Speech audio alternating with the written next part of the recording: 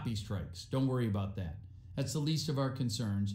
We want to just get the word out today to as many people as possible. If they've never subscribed to PewDiePie, now's the day. Today's the day. Look at the man's numbers. I should probably include that. Give me 1 second. I should have included that running number and I didn't. I apologize.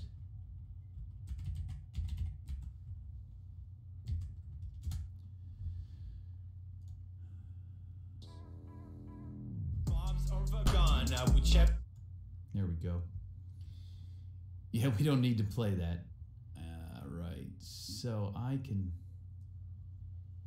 move you over here. Will this work?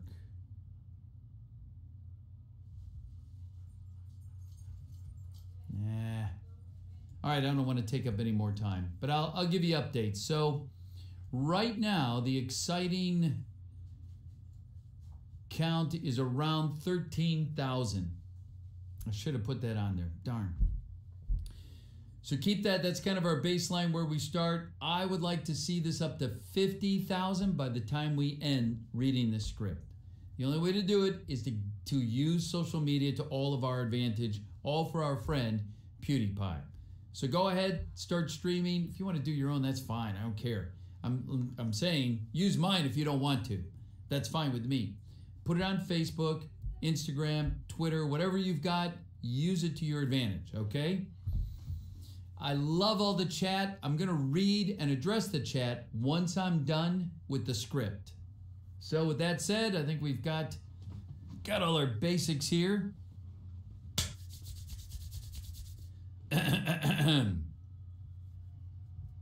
Little vocal tuning before we begin. All right, my friends, Raiders of the Lost Ark. I'd love to play their music, but that darn copy strike, it does come and get you. So the particular script I picked, since it's, all of one, is going to include some of the narration as well.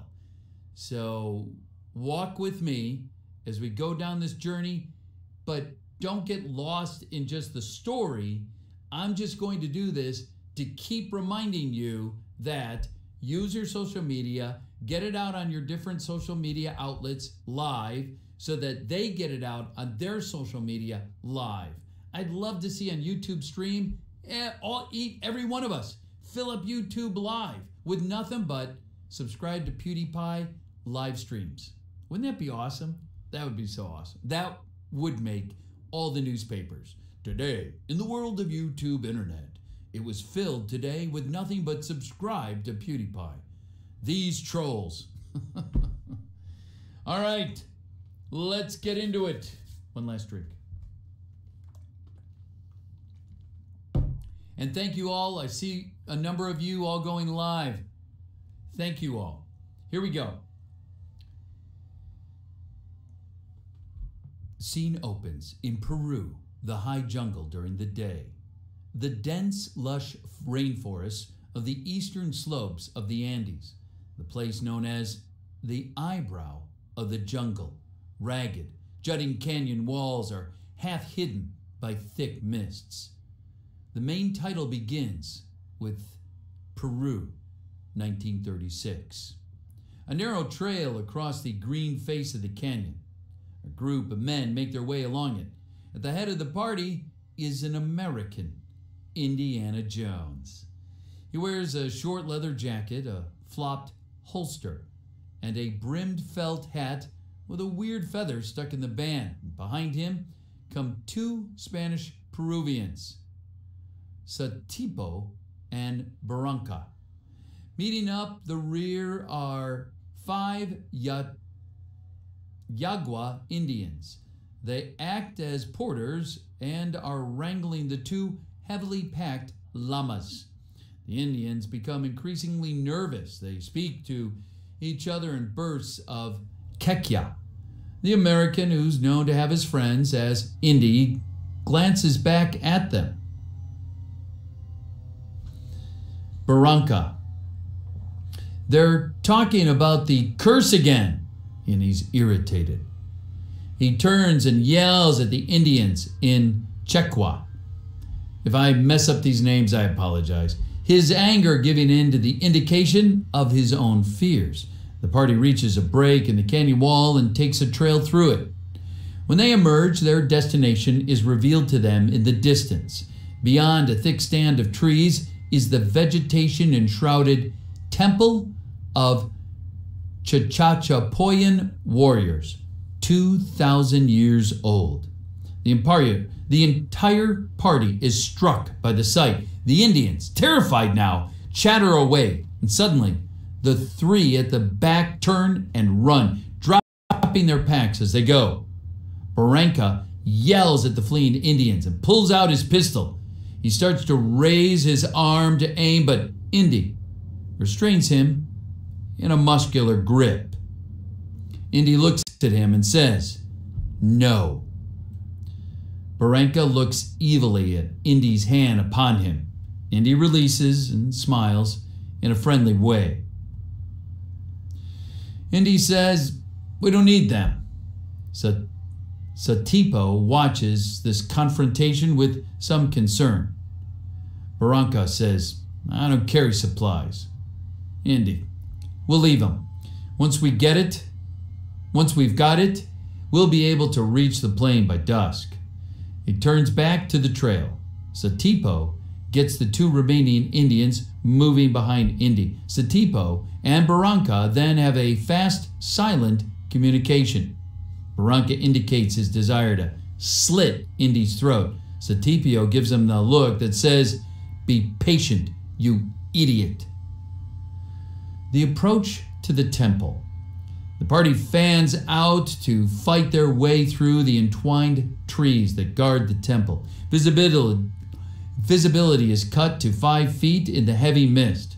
Satipo extracts a short native dart from a tree and examines the point gingerly, showing Indy, "The Havatos are near.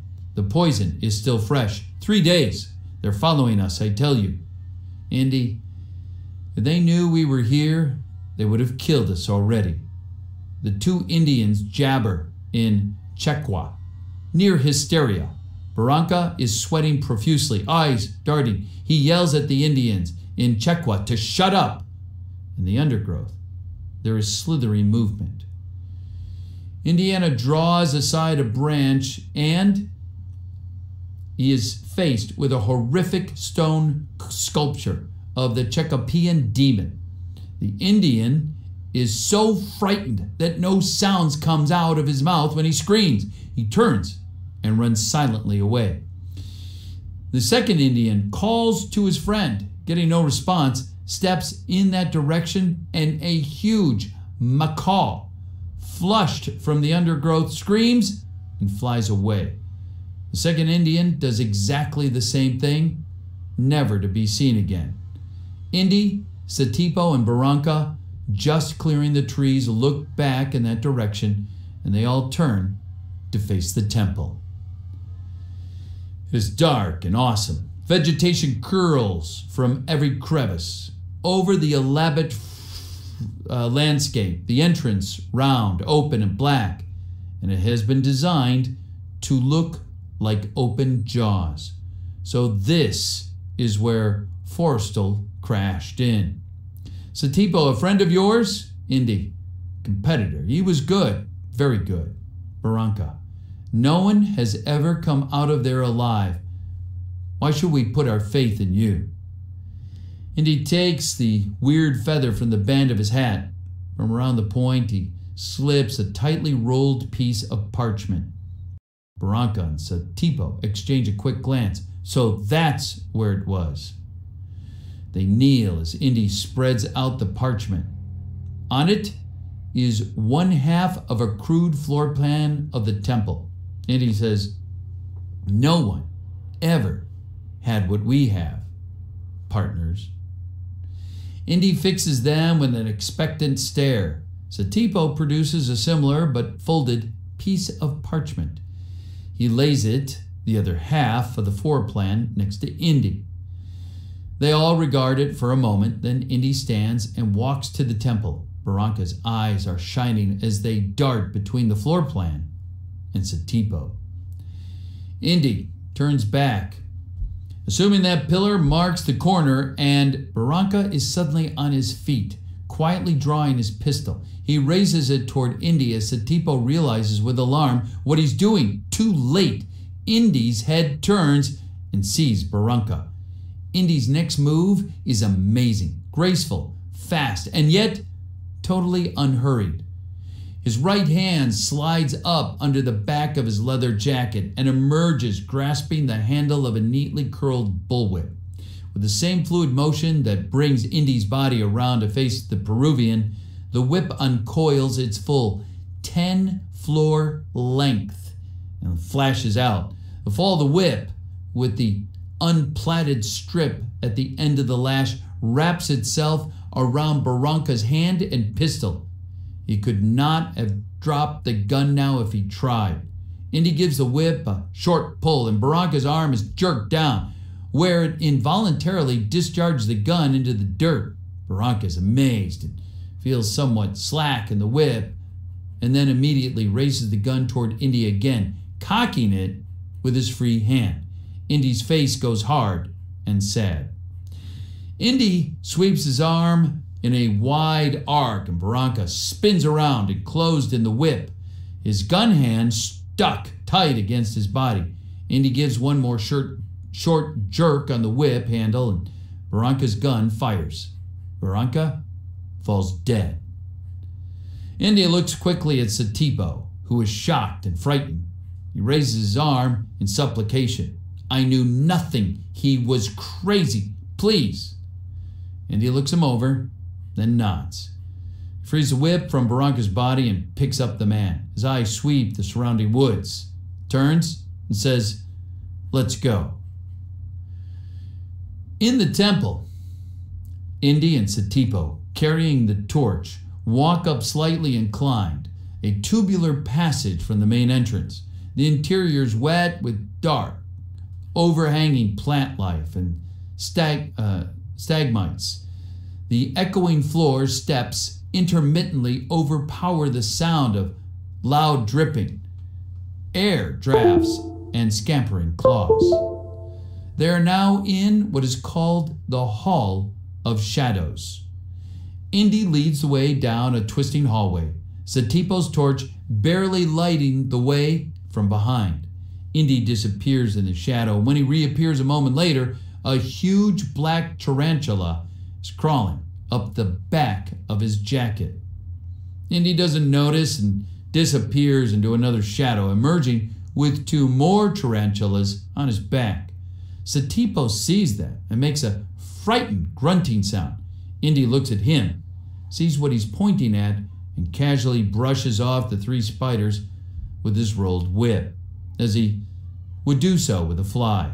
Satipo pirouettes for an inspection, and Indy flicks one off the Peruvian's back.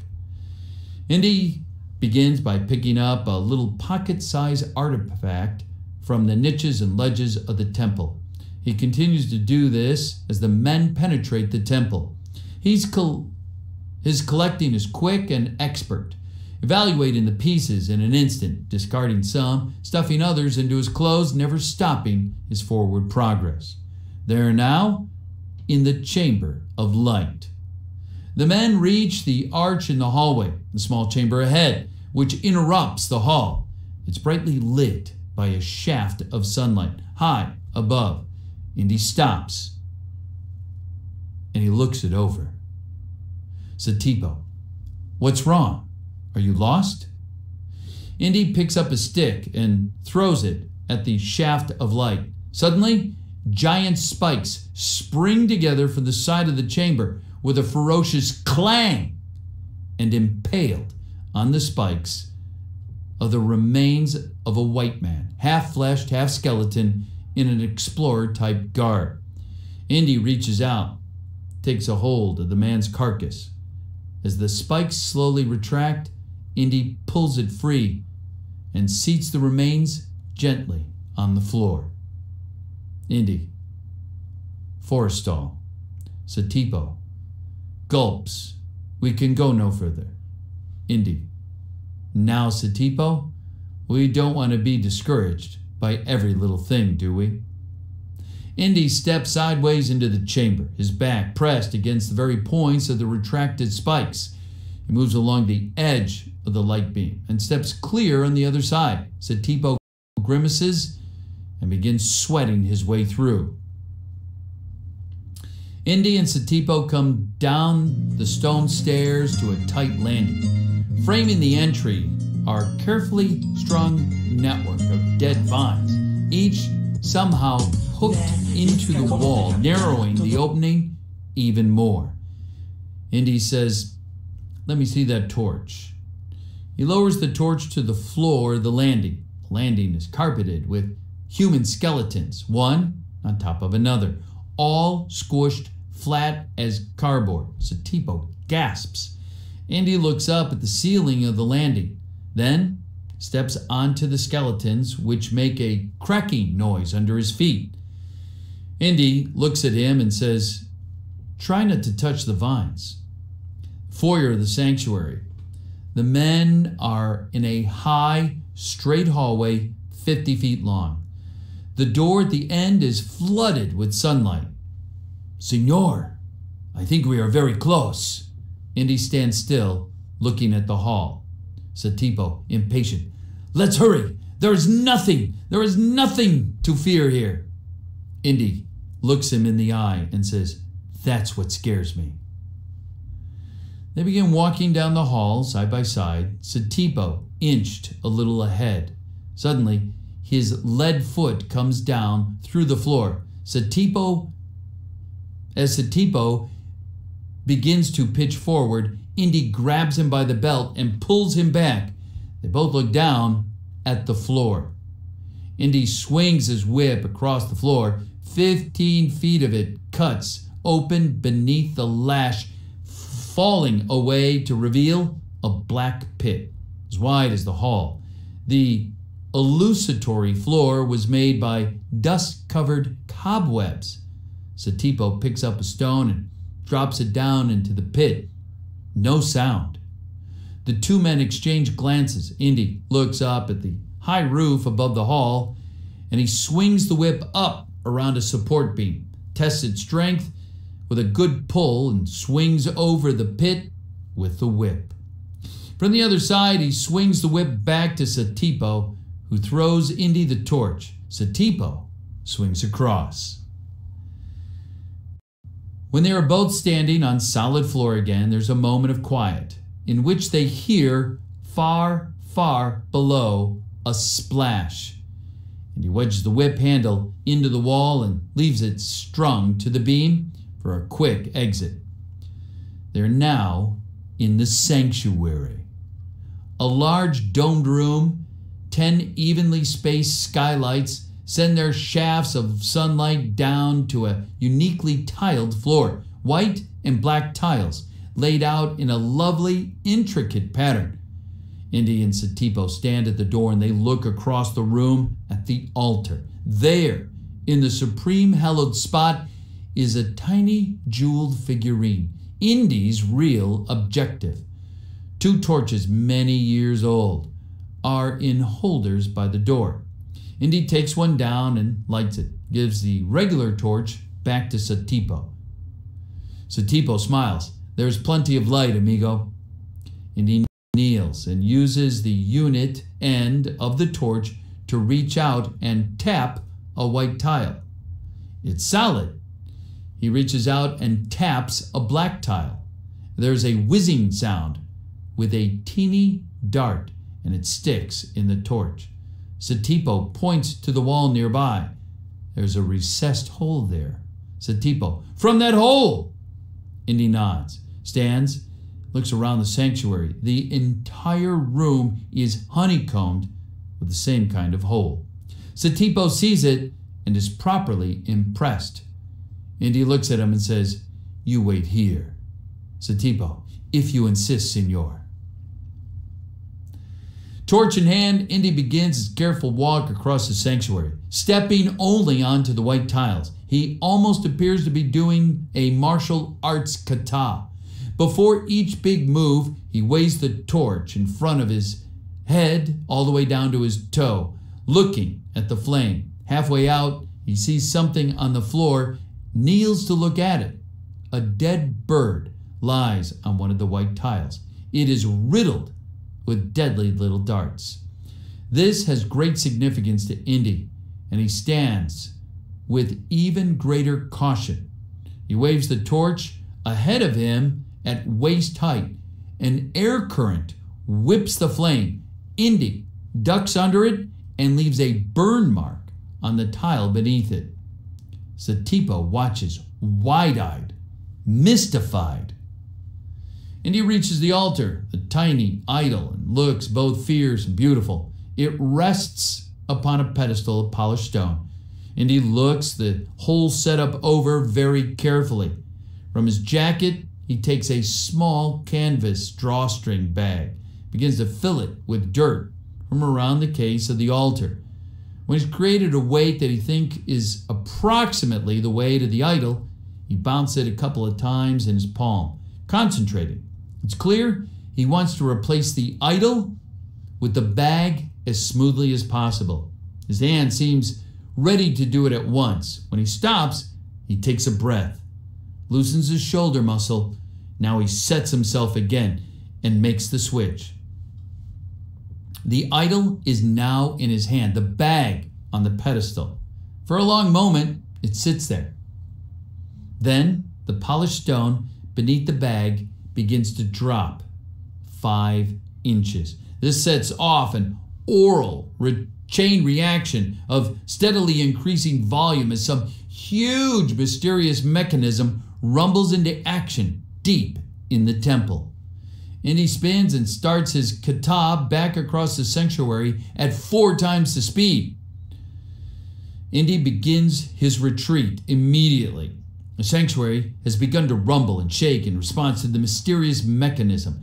Just as Indy goes out the door, a rock shakes loose from the floor and rolls onto the tiles floor. Immediately, a noisy torrent of poison drafts fills the room. In the foyer, Satipo swings across the pit. He makes it just as the whip comes undone from the beam, leaving Indy without an escape. Satipo, extremely nervous, regards the whip a moment, then turns back to face Indy, who has run up to the far side of the pit. Satipo looks at him and says, "No time to argue. Throw me the idol. I throw you the whip." Indy hesitates, eyeing the rumbling walls. Satipo, "You have no choice. Hurry!" Indy concurs with the assessment, tosses the idol across the pit to Satipo. Satipo stuffs it in the front of his jacket pocket, gives Indy a look, then drops the whip on the floor and runs. Satipo, adios, amigo. Indy grimaces. He had a feeling this might happen, looks around at the vined landing. Satipo flies through like a chubby ballet dancer and takes the steps 5 at a time. In the foyer, Indy runs at full stride to make the edge of the pit and broad jumps into space. He doesn't make it. His body hits the far side of the pit and he begins to slide out of view, only wildly clawing with his fingers on the edge of the pit. It barely stops his descent. With just a few tips of his fingers over the edge, he begins to pull himself up. At the chamber of light, Satipo has slowed down. He begins to edge carefully around the light shaft. At the vine landing, Indy sails through sideways, rolls to stop at the bottom of the steps. His whip is grasped in his hand, and he raises himself up. He hears far above giant spikes in the chamber of light. Clang! And an abrupt, sickening rendition of Satipo's last scream. Indy runs up the steps. The rumbling sounds grow even louder. At the chamber of light, Indy slides to a stop. The spikes have retracted, taking Satipo's body to one side. Indy edges into the chamber with his back to the shaft of light, and soon he is face to face with the dead Satipo, spikes protruding severely in the vital spots of the Peruvian's body. Indy removes the idol from Satipo's pocket and quickly steps out the other side. Indy looks at Satipo and says adios. I'm going to take a break at the end of this section, everybody, and then I'll go through your chat. The incline passage. Indy shoots out of a cross-cut hallway that turns toward the exit. The rumbling sound is now very loud, and we see why. Right behind Indy is a huge boulder, which comes roaring around the corner of the passage, perfectly form-fitted into the passageway. It obliterates everything before it, sending the stalactites shooting ahead like missiles. Indy dashes for the light at the exit. His hat flies off his head. Almost immediately, it is crushed by the boulder. Indy dives out of the end of the passage, and the boulder slams into a perfect fit at the end of the entrance, sealing the temple. The front of the temple. Indy lies now on the ground, gasping for air. As a shadow falls across him, he looks up. What he sees looming above him are three figures. Two men are Javitos warriors in full battle paint and loincloth. They carry a long blowgun, but the man in the center draws Indy's attention. He's a tall, impressive white man dressed in a full safari outfit, including a pith helmet. His name is Emil Belach. His face is thin, powerful. His eyes are hypnotic. His smile, charming, yet lethal. His heavily French accented speech is deep and mellifluous.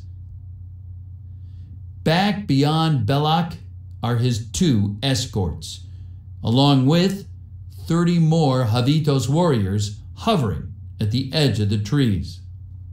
Belach, let's see if I can do this. Dr. Jones, you choose the wrong friends. This time, it will cost you. Belach extends his hand and Indy looks at it, then produces the idol and hands it to Belach. Belach extends his other hand, smiling.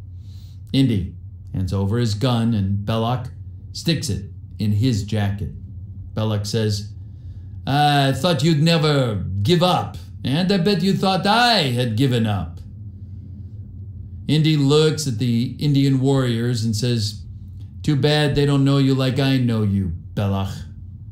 Belach smiles. Yes, too bad. Yeah, you could warn them if you spoke Javitos. With that, Belach turns dramatically and holds up the idol high for all the Javitos to see and say something in Javitos. There's a murmur of recognition, and all the Indians, including Belach's escorts, prostrate themselves upon the ground, heads down. Indy is immediately up and running toward the edge of the clearing. Belach, kill him. The edge of the clearing, Indy disappears into the foliage, and an instant later, the leaves are prepared with a rain of poison darts and spears. Exiting the jungle, Indy runs like Hades through the steadily falling terrain, and always close behind a swift gang of angry Javitos. Occasionally, they get close enough to send a dart or spear whizzing past Indy's head. There in the distance, on the Urumba River, an amphibian plane sits in the water beneath a green cliff. Sitting on the wing is Jacques, a British pilot. Indy breaks out with some distant brush and runs along the path at top of the cliff. Indy yelling, "Get it going! Get it going!" Jacques hops in and fires up the plane's engines. Indy reaches a spot on the cliff above the place, glances back, then jumps into the river.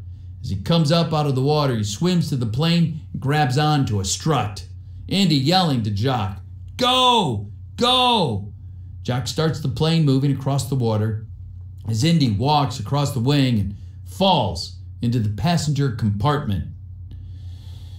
There in the plane, as they begin to lift off the water and head off into the sunset, Indy relaxes and lies across the seat, big smile on his face. One hand drops to the floor of the cabin, and Indy jumps, hitting his head. On the floor of the cabin is a huge boa constrictor. Indy tries to get his whole body out of the seat. Jock sees what's happening. Jock yells, "Don't mind him. That's Reggie. It wouldn't hurt a soul. It's my pet snake." Indy turns back and yells, "I can't stand snakes." Jock smiles. "The world's full of them, you know." Indy, "I hate them." Jock, "Come on, sport. Show a little backbone." Okay, we get to another scene. But before I begin the next scene, I'm going to do two things. I'm going to have a drink of water and talk to you friends in chat.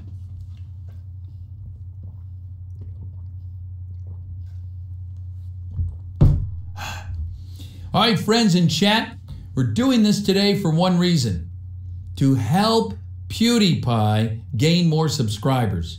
If you just joined, just got here after my intro, I want to encourage all of you, please take a moment, pause, open up some other tabs, get out through your social media to encourage all of your friends to do the same thing, and that is subscribe to PewDiePie. Maybe you've done it, maybe you haven't. Make today your first day to do that. Second, those of you who've got the option to stream on YouTube, Facebook, Twitter, Instagram, do your own stream or take this stream. I don't care. I'm not going to copy strike you. So go ahead, take this and repost it in your Facebook, whatever it is you use, so that your friends will also take the same message. The message is the same. Subscribe to PewDiePie. With that said, let me go ahead and just give a quick shout out to some of my friends here in the chat. Meme God, hi.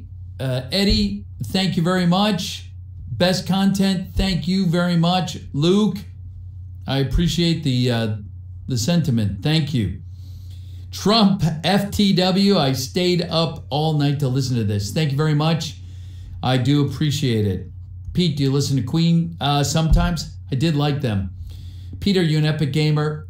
In my mind, I am a legend. Pete from Me Remove, thank you very much, Maggie. Tell that to Felix. I love you back. No homo. What else? Chat's moving pretty quick now. Pete, you should do a collab with Tyrone. Just for the record, I am happy to collab with anybody. So be it Big Man, Tyrone, PewDiePie, whoever. Let's go. Thank you very much. What's up? Love you too, John. Thank you. Emerald, thank you. Starting my own live stream according to directions. Dead means bad dreams. Thank you very much. Do it. I sincerely mean it. This isn't about me today. This is about our friend Felix, who needs you. He needs me. He needs all of us. Because you guys, I didn't do it, you guys put that guy on top with your subscribing to him. You do it even more so every week or every other week, whenever it is you listen to him. So here's what I'm also going to encourage all of you to do today. Open up more tabs on your window and start binge watching each one of his videos. Okay? And I'm dead serious. We're going to help PewDiePie today by not only getting out the word subscribe to PewDiePie and get it out on all your social media, but we're also going to help PewDiePie by just opening up a bunch of windows, clicking those videos of his, and let those things run. Loop them if you know how. Let them run over and over again. So if nothing else, we're going to put a few dollars perhaps today inside Felix's pocketbook by just letting those things run. The ads run, he gets, I know I don't get much money, but maybe with millions of views, he gets a few more dollars. So good for him, God bless him.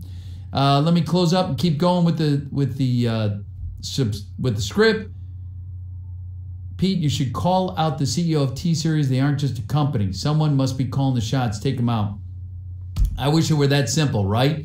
If you're a company, you want to grow your channel and get the word out there about Watch Us. So I understand what he's doing. I just view them as Goliath, and we have our David, Felix.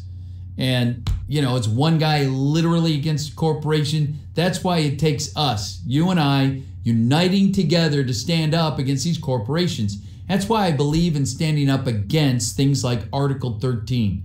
If it happens, you and I are not going to be able to watch guys like PewDiePie, because they're going to, they being the EU, are going to shut down memes.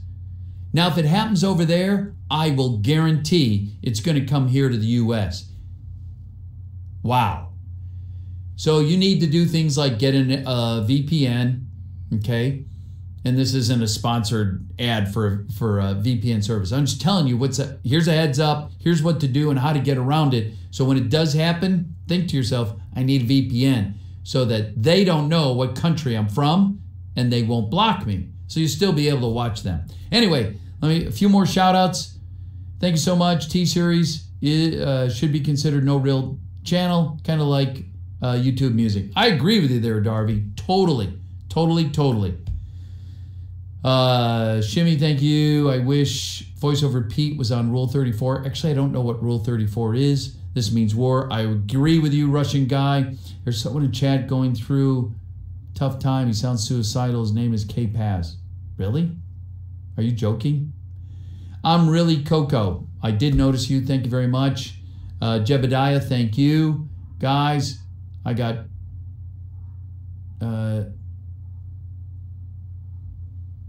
I can't even pronounce that name of the CEO. I'm sorry. Oi, oi, oi. Thank you very much. Oof. Got to get them copy striked.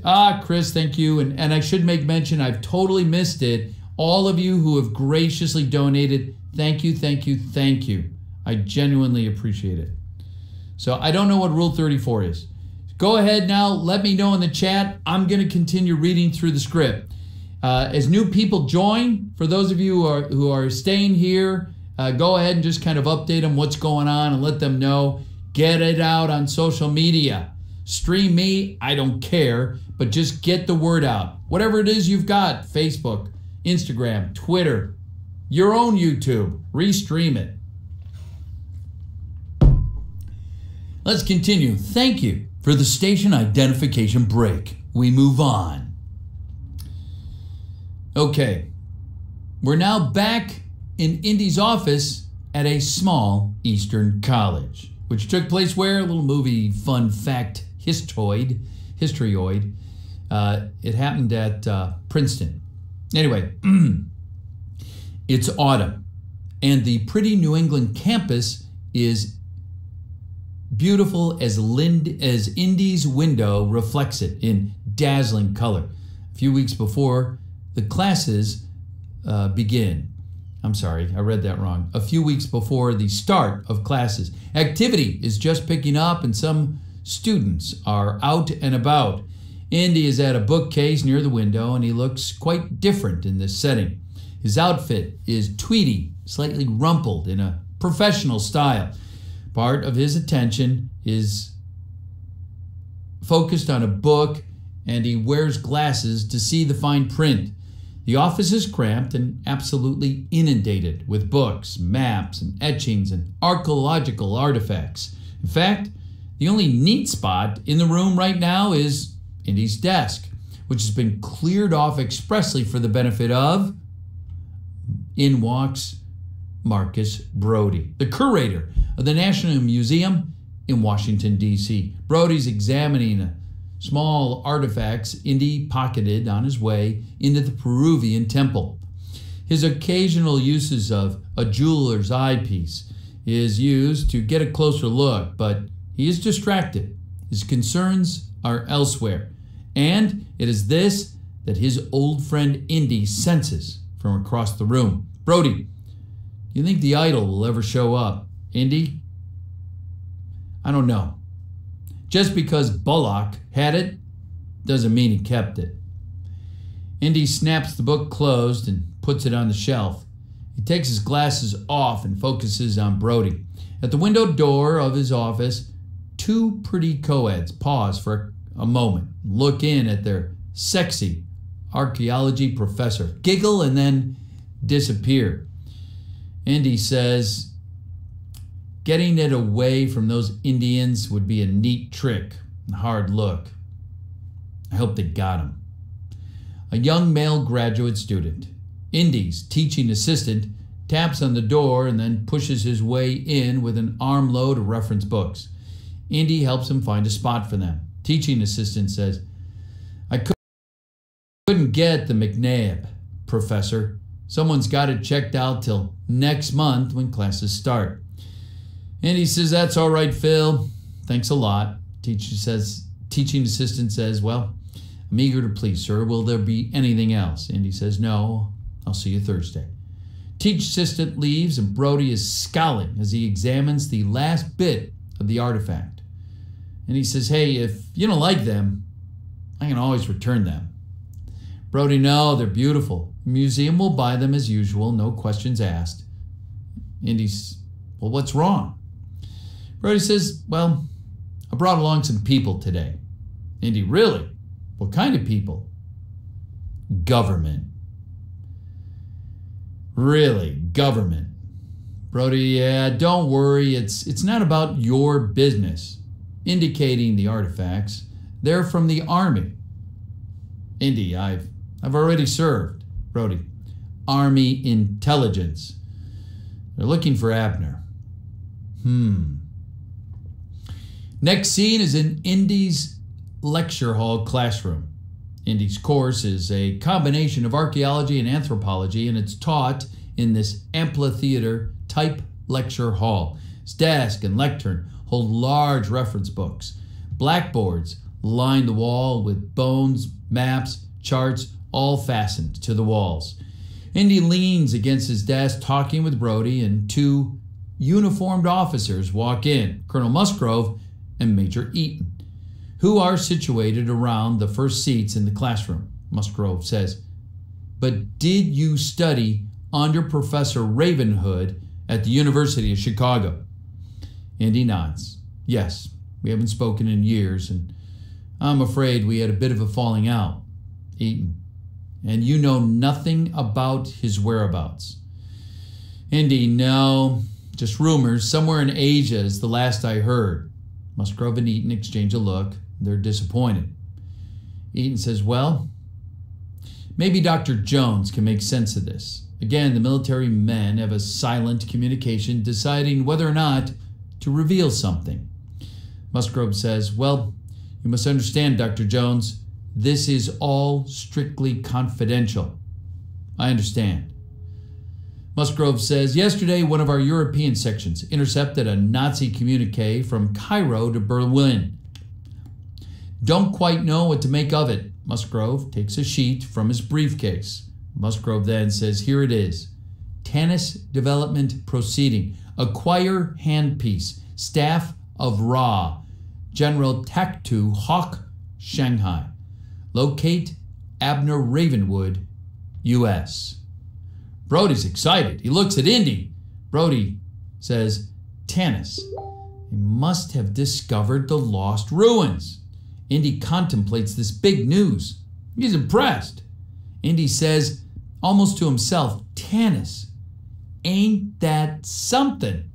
Eaton says, well, frankly, we're a little suspicious, an American being mentioned so prominently in a secret Nazi cable. Indy says, Ravenwood's no Nazi. Eaton says, well then, what do they want him for? Indy, well, it's obvious. They're looking for the headpiece to the staff of Ra.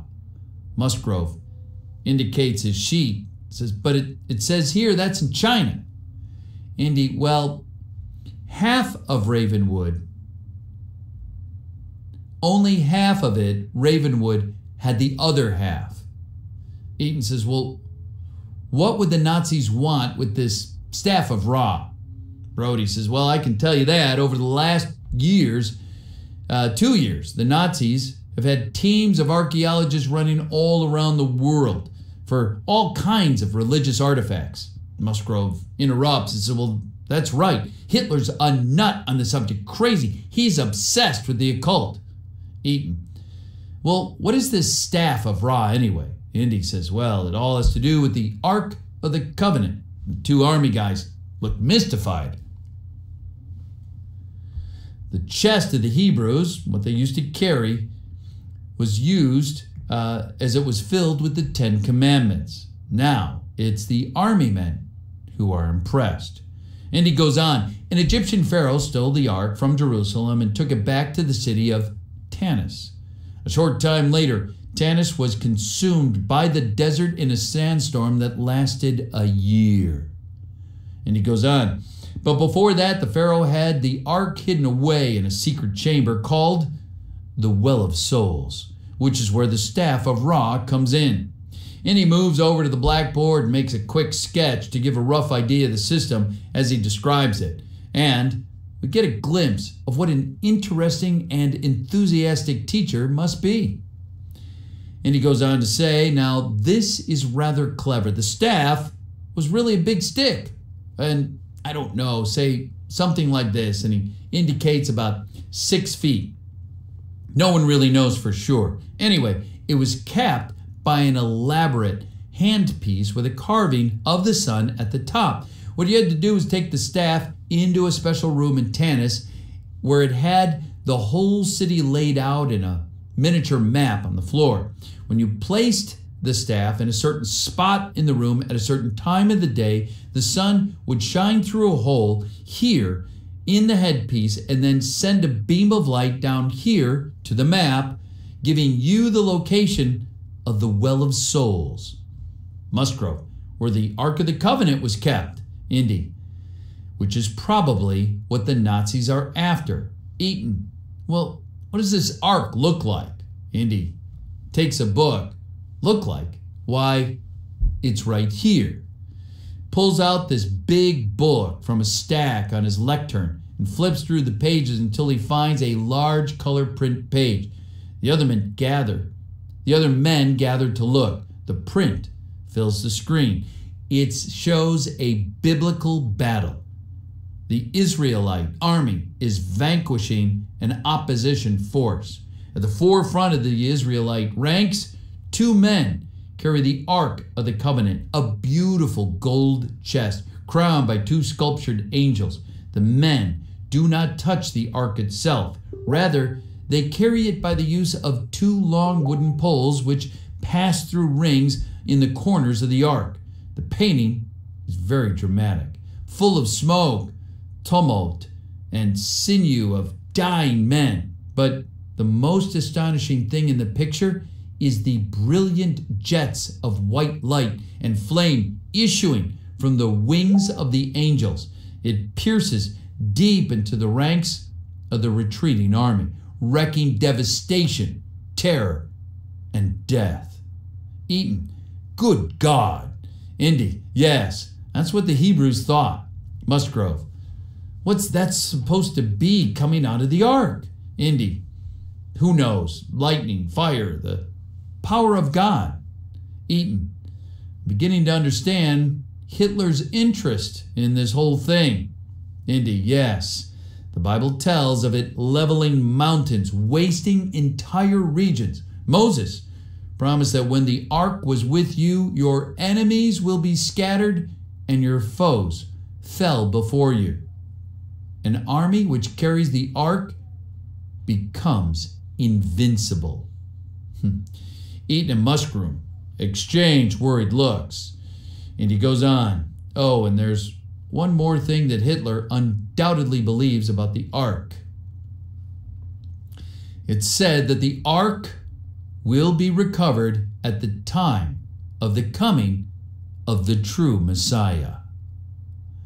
Musgrove, Dr. Jones, you've been very helpful. I hope we can call on you again if we have any questions. Most certainly, replies Indy. Brody and Indy exchange a look and glance as they all shake hands, and Brody starts to leave with the army men.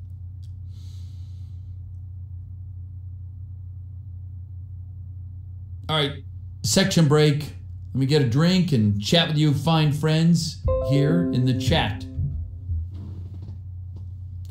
We're here today to serve a big purpose, everybody. We're here today to shore up the numbers for our friend Felix, PewDiePie.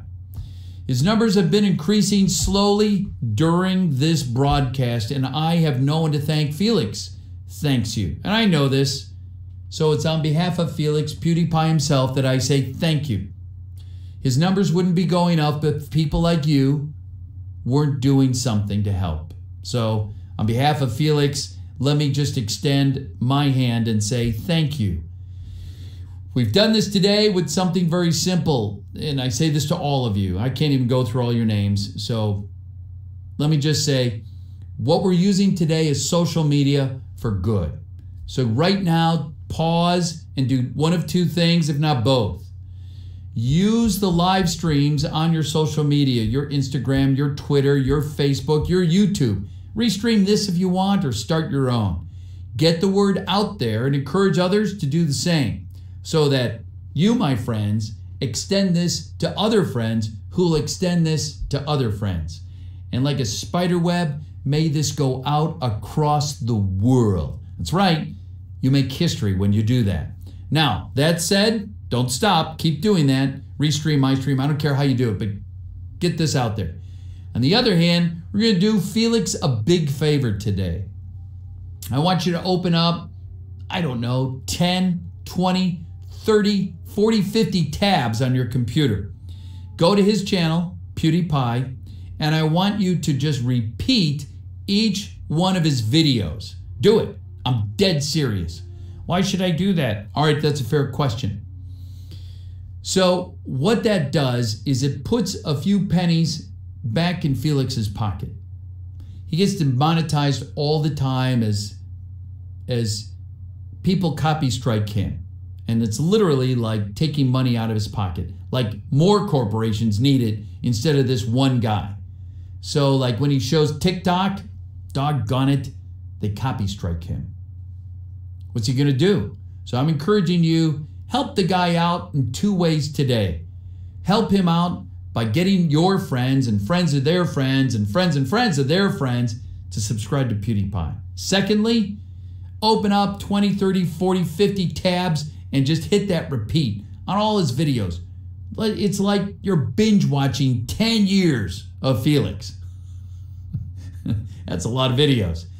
Just let those things run. Let them run all night.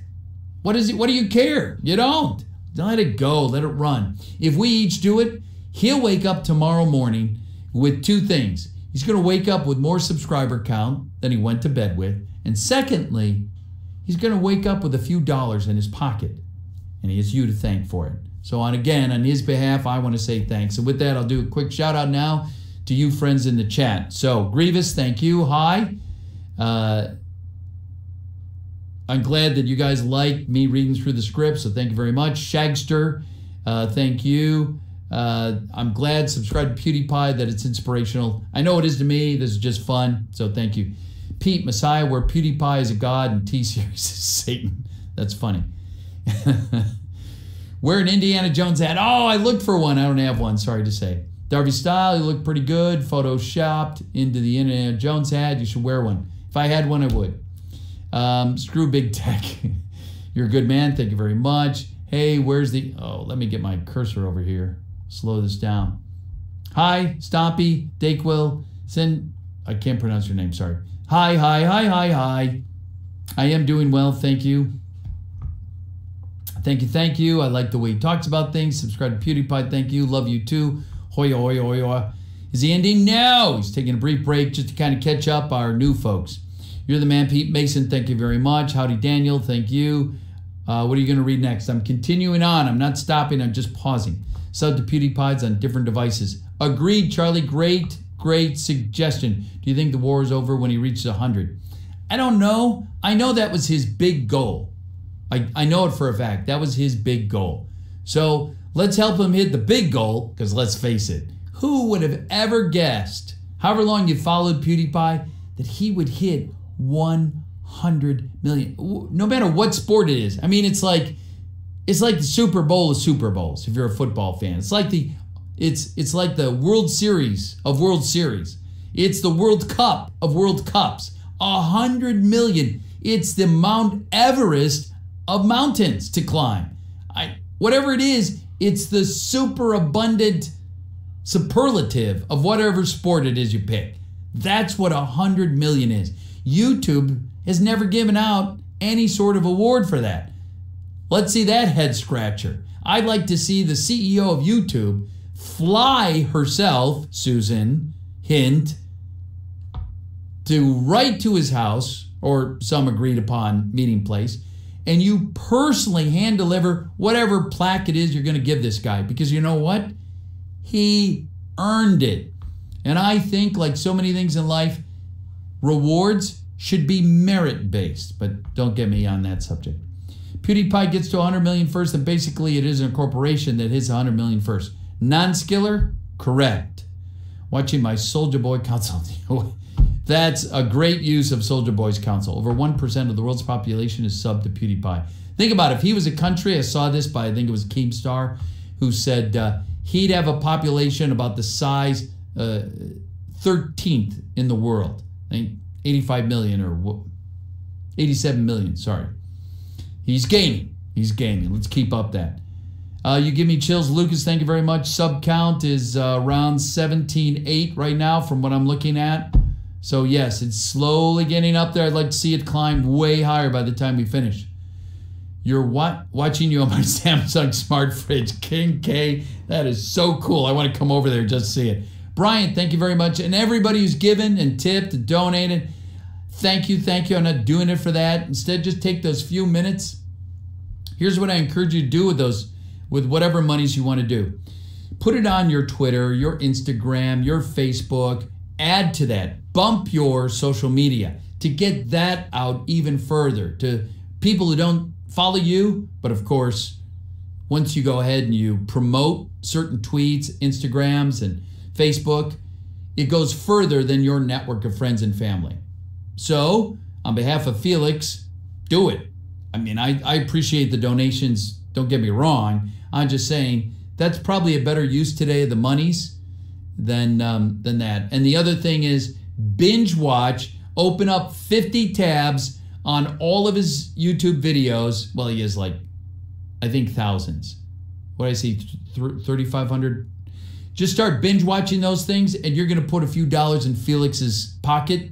So when he wakes up tomorrow, he's going to be like, oh my gosh, it's Christmas. Thank you very much. All right, so I'm going to continue on here. And there you go. For those of you who stay in the chat while I read the next section, please go.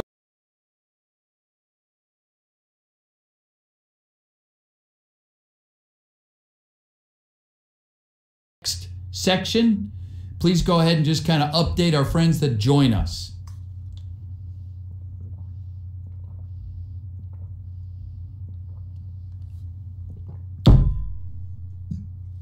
All right, here we go. Dun,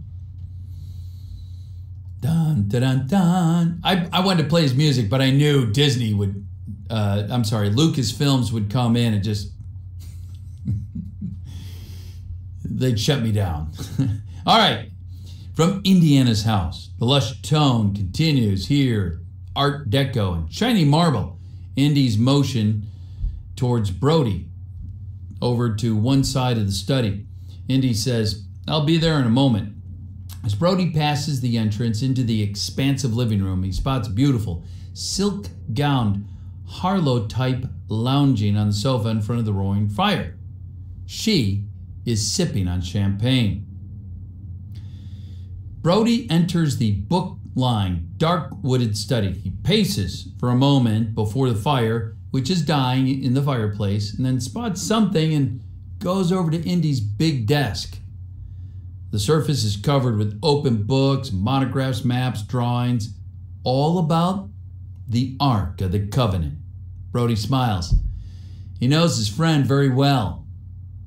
Indy comes back in, closing the door behind him, and Brody turns with him with a triumphant expression. Brody then says, well, they want you to go for it, and they'll pay. Indy smiles. Good work, Marcus. I had a feeling this would happen, and of course, the museum gets the Ark when we're done, right? Brody smiles. Of course. Indy's manner is vigorous and aggressive. Indy says, well, okay, here's the way it's going to be. First, I'll hightail it to Shanghai and get the piece from General Hawk. I know where I can find Ravenwood. If only I can get, Brody interrupts, says, well, General Hawk, tough customer. They don't call him the wild boar for nothing. He's tied in with the Japanese. And he says, I'll worry about that when the time comes. My only hope is to find the Well of Souls before the Nazis do. The next day, he's in the air on a Pan Am Clipper, which flies west over the Pacific. Then, as he lands at Shanghai Airport, Indy is barely able to walk into the front seat of a dilapidated Ford as the driver, Buzz, is peeling out into traffic. In the back seat is a Chinese named Bang Chao. And Buzz, the driver, zigs crazily through traffic with only his left hand as he reaches over to shake Indy's hand. Buzz says, Hi, Buzz, Army Intelligence. You've met Bang Chao. Indy says, well, what's the hurry? Buzz says, got some German agents here 2 hours ago. Luckily, Bang was able to have them detained at customs, but we'll have to hurry. As they make their way through various streets and alleys, Buzz's car gets to a specific alley. Down the block is Tang Tu Hawk's modest walled palace. Buzz's car slows a bit and Bang steps forward from the moving car with a small black suitcase in his hand. While he heads down the street towards Hawk's place, Buzz's car continues across the street and into an alley on the other side. Now, in front of the palace, a Mercedes limo appears around the corner and squeals to a stop at the front of the gate of the palace, which is manned by a sturdy Chinese gateman. There are 3 Germans inside. One, the driver. The alley behind Hawk's Museum. Buzz, alone now, pushes a trash container casually into position to hide a newly created hole in the rear of the wall of Hawk's Museum, where several stone blocks have been removed.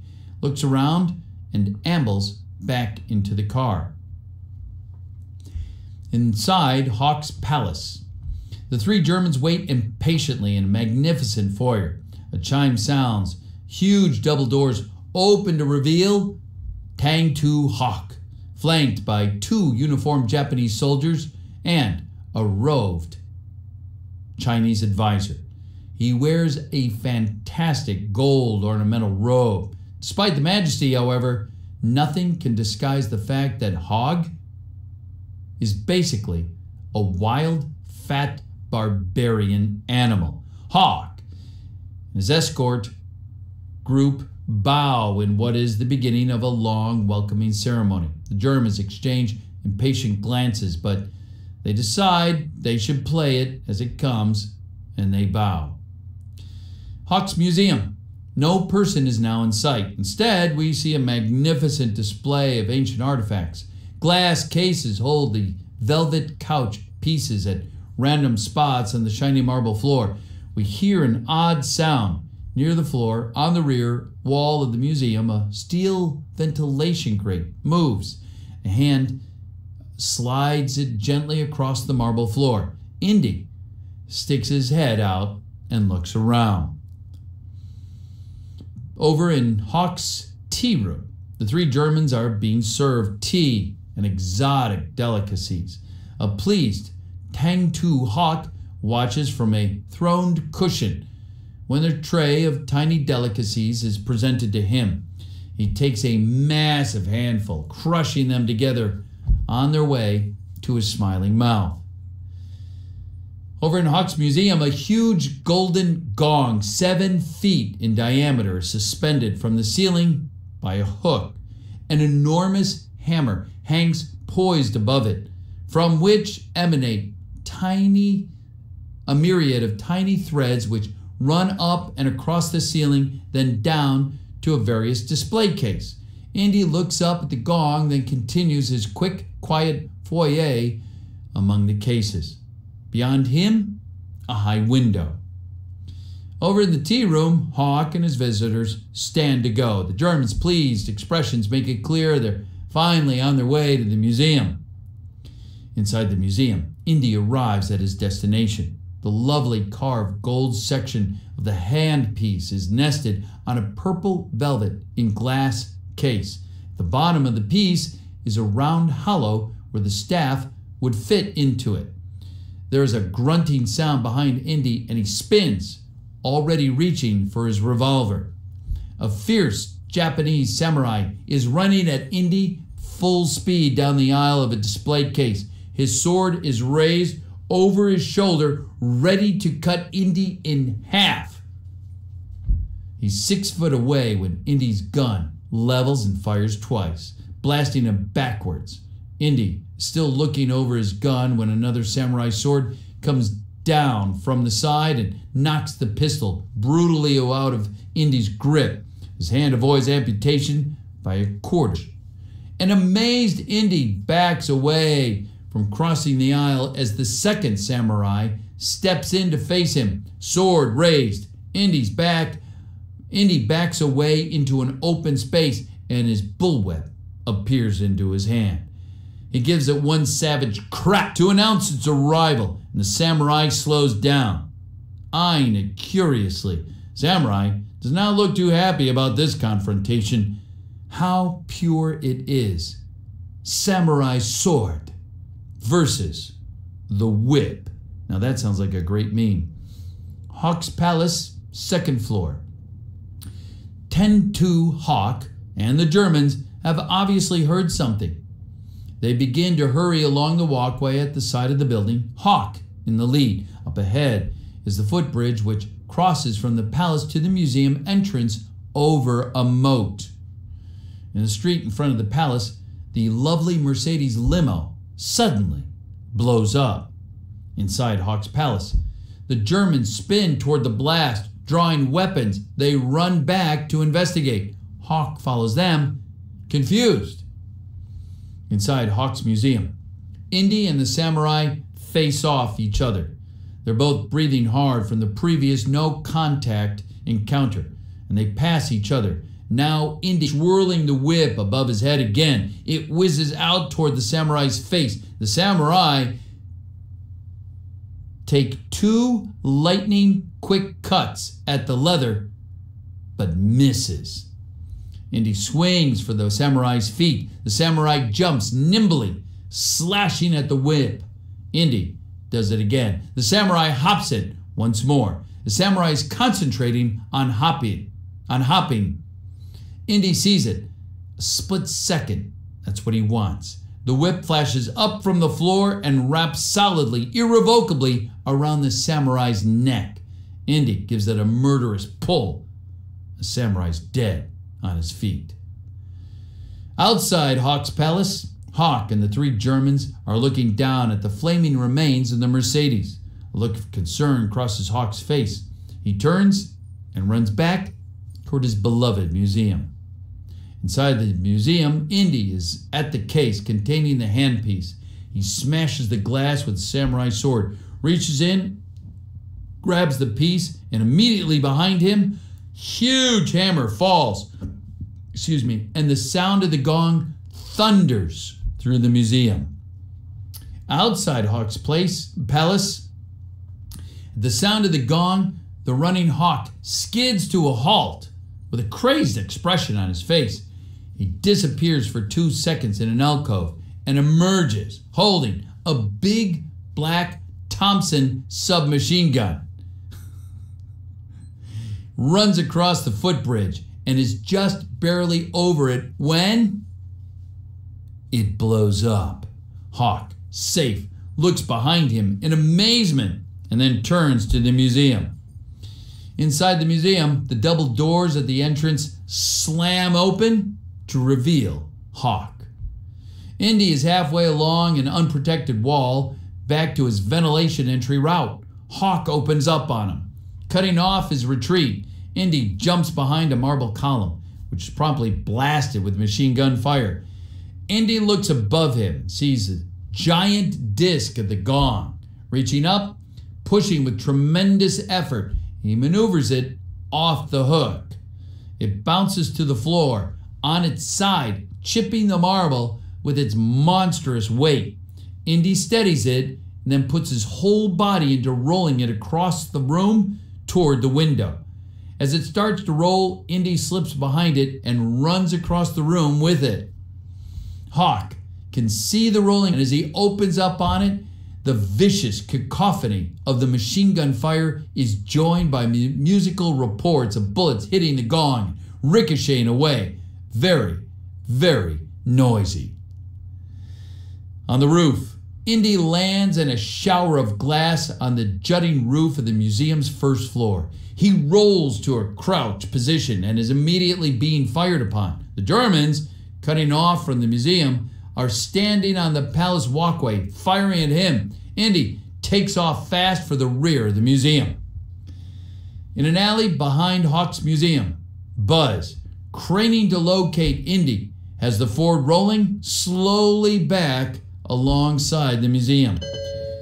Bang scouts from the back seat. Indy appears on the roof at a run, gauges the movement of the car, and jumps from the roof of the museum onto the roof of the sedan. Unfortunately, the roof of the car can't take it, and Indy's leg knifes right through it into the interior, where he scares the heck out of Buzz, the driver.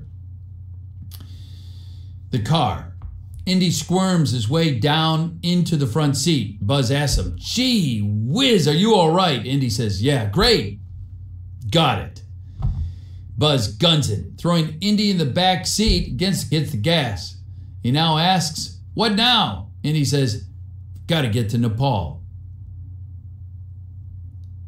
All right, we're on to our next section. Let me go ahead, chat with our friends in chat for a moment. And, excuse me for one quick second. I live in Florida and it's getting warm in here.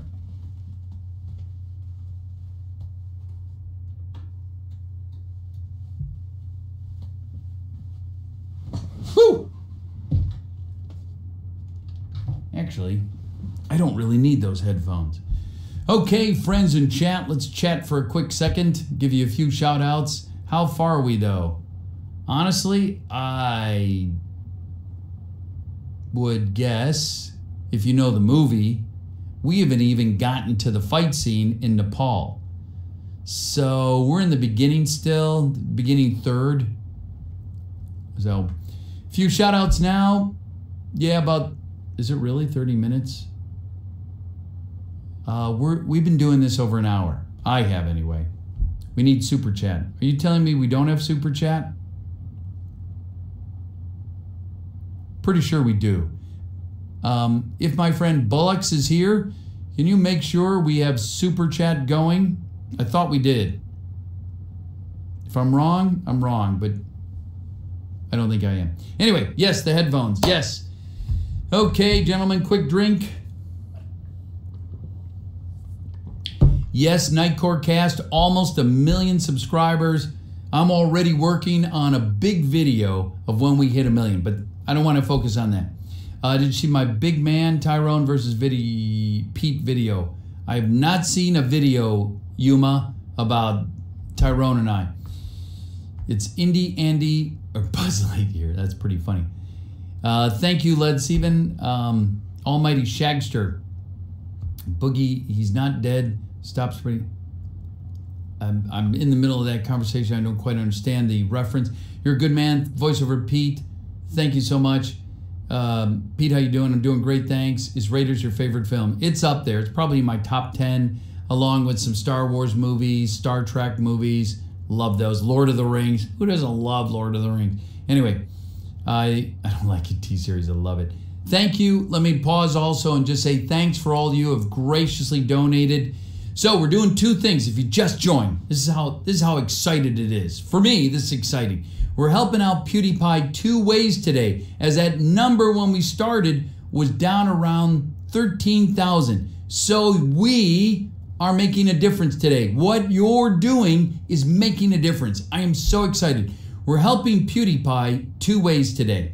One, I want you to use all your social media. Go ahead and use your Facebook, your Twitter, your Instagram, YouTube. Use all those live. If you want to restream this, do it. I'm never going to copy strike you, my friends. Hello, Disney and others. So go ahead and use social media to our advantage. Get the word out there. For those of you graciously donating, I love it. I can't thank you enough. I'm humbled, I'm honored, and I mean that. But also, if you want to make a difference with your social media, promote it. Spend $5, $10 there. And whatever you get in your social media, you will extend it by about 30%. Okay, that said, here's the other way we're helping Felix today, PewDiePie. Open up 50 windows. You can open up more, but open up 50 windows. Go to PewDiePie's website, pick a video, and loop it. Let that thing run and run and run. If we all do this together, friends of PewDiePie, here's what tomorrow morning, PewDiePie is going to see a little spike in so many of his videos. He'll get a few pennies, and it'll add up to a few dollars in his pocket. That's our way of just saying, thanks so much, Felix, for what you do. We appreciate you. And here's our way of tangibly saying, thank you. Keep it up. I know I appreciate it. With all the views that I get, I know I can't thank all of the people that have subscribed to me. So I can imagine to a guy who's at 87 million, coming up on 88. And if you look at that sub count at 19,000, it continues to creep back up. Keep it up. What you're doing is working. Caitlin, thank you. Weston, thank you. Matt, thank you. How long do you think the stream will be, Maggie? Another hour. So wherever I am in script, I'm going to stop. I'll continue another time. Pete's going to get terminated by Disney copies right before he mentions. Go Cheese, don't laugh, because it really could happen. Grandson, man. For those of you who join me on Twitch, on my Twitch nights, Monday, Wednesday, Friday, it's open. So whoever gets in, gets in. It's all luck. So there's no favoritism. It's all luck of the draw. But anyway, I don't want to digress from what we're doing today. Thank you very much for your warm wishes, your nice compliments. Jeff, thank you. Walrus, thank you. When are you going to stream on Twitch? I think I just answered it. Monday, Wednesday, Friday, 9 p.m. to about midnight Eastern time. Thank you very much. I'll do it even though my computer might crash. I don't think it should, because all you're doing is running a video. I don't think. But open up 25 windows and just let those things loop. Let's give a few dollars back to Felix in a super simple, easy way. All it's going to cost you is a few minutes of time. Loop it and let it go. All right. Thanks so much, Adam. Appreciate it. Rack on Racks, thank you. Good to see you. Story time with Pete. Sort of, kind of, but my primary purpose today is just helping you, my friends, to encourage your friends, to encourage their friends. Get the word out. Tell them. Subscribe to PewDiePie, or I'll go ahead and kill you, or whatever it is you want to say to them. So thank you so much for taking time out of your busy day. Thank you so much for joining me in this effort. Just think of this time it's PewDiePie time. That's it. It's not about me. It's really not about you. It's about this guy who's worked hard for 10 years, who's produced thousands of videos. I respect him. Golf clap, everybody. Golf clap. Goat cheese, that's a good question. I checked and it's not. The reason I found it out is because some fans told me they were doing that on my channel to help me, and it did. I'm not gonna lie, it did help me. So there's no cheat to it. YouTube doesn't put a stop. Think about how many times you've seen music videos a couple of times. So it's the same thing. So there's no cheat here. There's no violation. So we're just using YouTube's rules and not violating them. And so that's what we want. Greetings from the Netherlands. Thank you very much. You're inspiring us creators.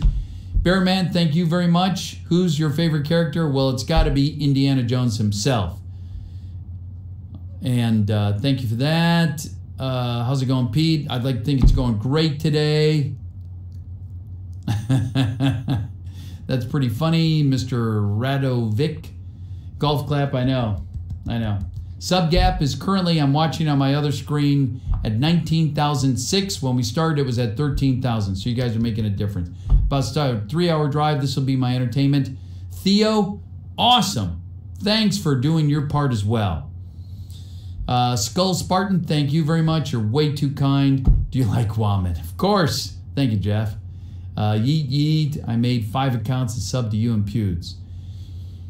King Mercs, you know, when I came in here earlier, King, you don't know this. This morning I noticed he was down under 1,000. And since then, it's continued to bubble up. And here we are at 19,600 as of this moment. So you and I are making a difference. Pete, don't you think we need companies to start promoting and join the battle? I do. And if you've got ideas, please do them. Smashy, yes, I'm almost at 1 million subs.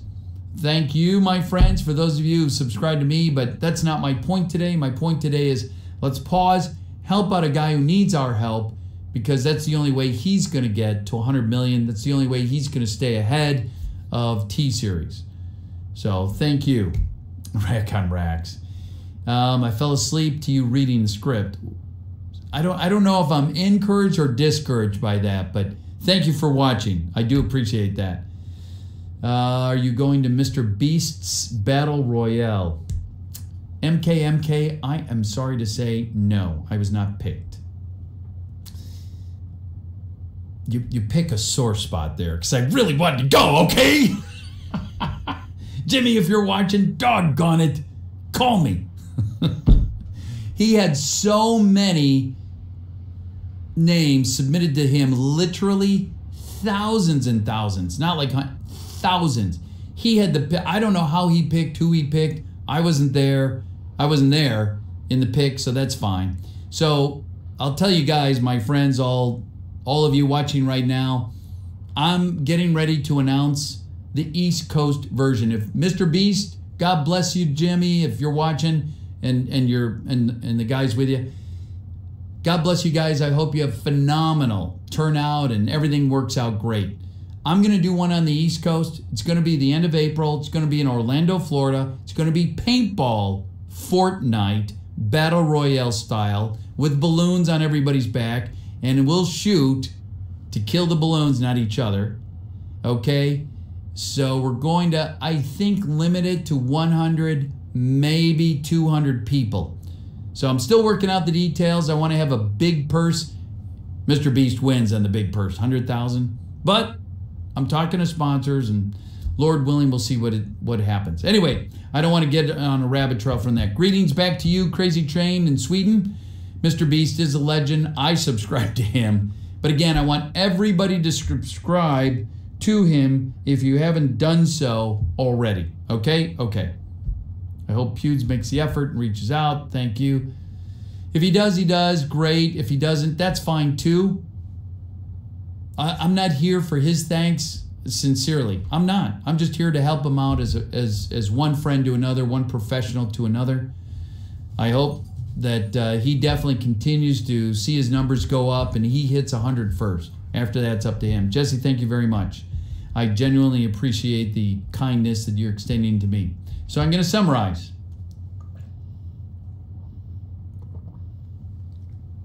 I'm going to go back to reading the script. Before I do, in summary, we're doing 2 big things here today, my friends.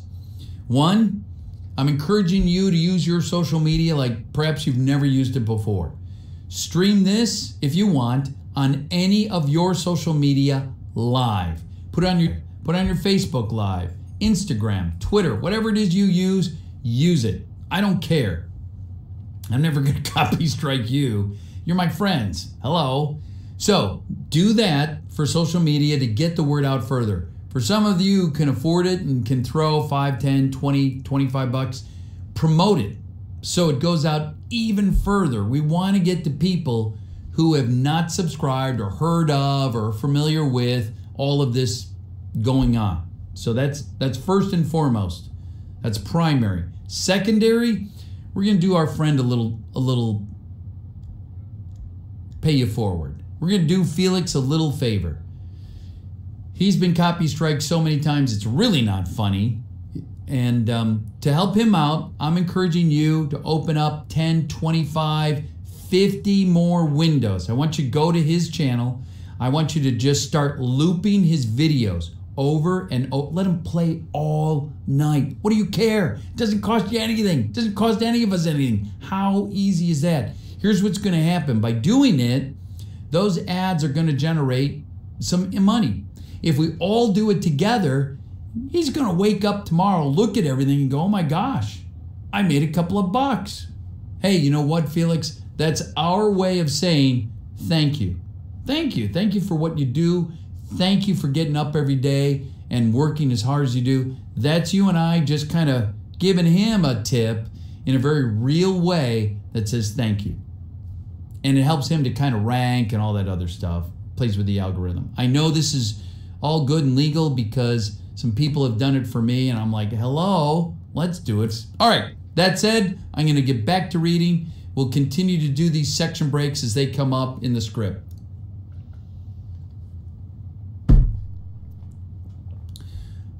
You get a really dry thought from talking so much. Thanks very much, Super Laser. Really appreciate you. All right, here we go. We continue our reading of Indiana Jones and the Lost Ark. Indy was now in a DC-3. It's nighttime. Under a meager seat light, Indy's poring over a journal article by Abner Ravenwood and a related map of Nepal. A few rows back, across the aisle, a trench-coated European spies Indy. Oh. A huge stuffed raven, wings spread wide, is mounted behind a long bar in a noisy, crowded saloon there in Patan, Nepal. A lively mix of patrons is represented in the late hour around a table. The Nepalese natives, of fierce Sherpa mountain guides, sleazy international smugglers and fugitives, and of course, mountain climbers from every corner of the earth, and a tall Nepalese Madlo is the bartender. In the corner near the fireplace, trouble breaks out suddenly between the groups of two neighboring tables. Ferocious representatives from each table, one wide-eyed looking Sherpa and the other a muscular Australian climber. They jump up to face each other as the two contenders stand poised for action. The representative supporters shift in their places, fondling lethal ice axes and clubs. The Sherpa says, Gomoiska, Shurga, Rengtok. The climber says, aye, that'll be your last word. The bar is quieted ominously, and so we hear with startling clarity when the door behind the bar slams with a huge bang, and some presence, too small to be seen as it moves through the forest of towering patrons, makes a beeline for the troubled corner of the bar. A path clears for it. The Sherpa and the climber are about to kill each other when the presence arrives directly between them. She is the Marian Ravenwood, 25 years old and beautiful. If a bit hard looking, but at this moment, however, not the look that hurts. She is not intimidated by the combatants. She jabs accusatory fingers into their chest. She is angry as she can be. The patrons shrink under her gaze. Marian goes on to say, that does it. I've been patient with you no goods long enough. I'm not open at 2 in the morning for myself. It's all for you. Now how do you repay me? Trouble, noise, and blood on my floor. I won't have it. Everybody, out, out. We're closed. Do your killing outside. don't leave any bodies on my porch. The place clears out quickly. Stragglers and grumblers are given special attention by Marion and Madlow, who has come from behind the bar carrying a big axe handle. Madlow herds the crowd out the front door as Marion turns and walks behind the bar, a scowl on her face as she's begun clearing the bar of glasses when she notices one remaining patron huddled over a glass at the far end of the bar, grimacing in exasperation. She heads that way like a locomotive. Marion: "Hey, you! Are you deaf? I said out of my place. I didn't mean next Easter. I mean now." She's almost on him when Indy looks up, smiling. Marion stops, stares, shocked. Indy: "Hello, Marion."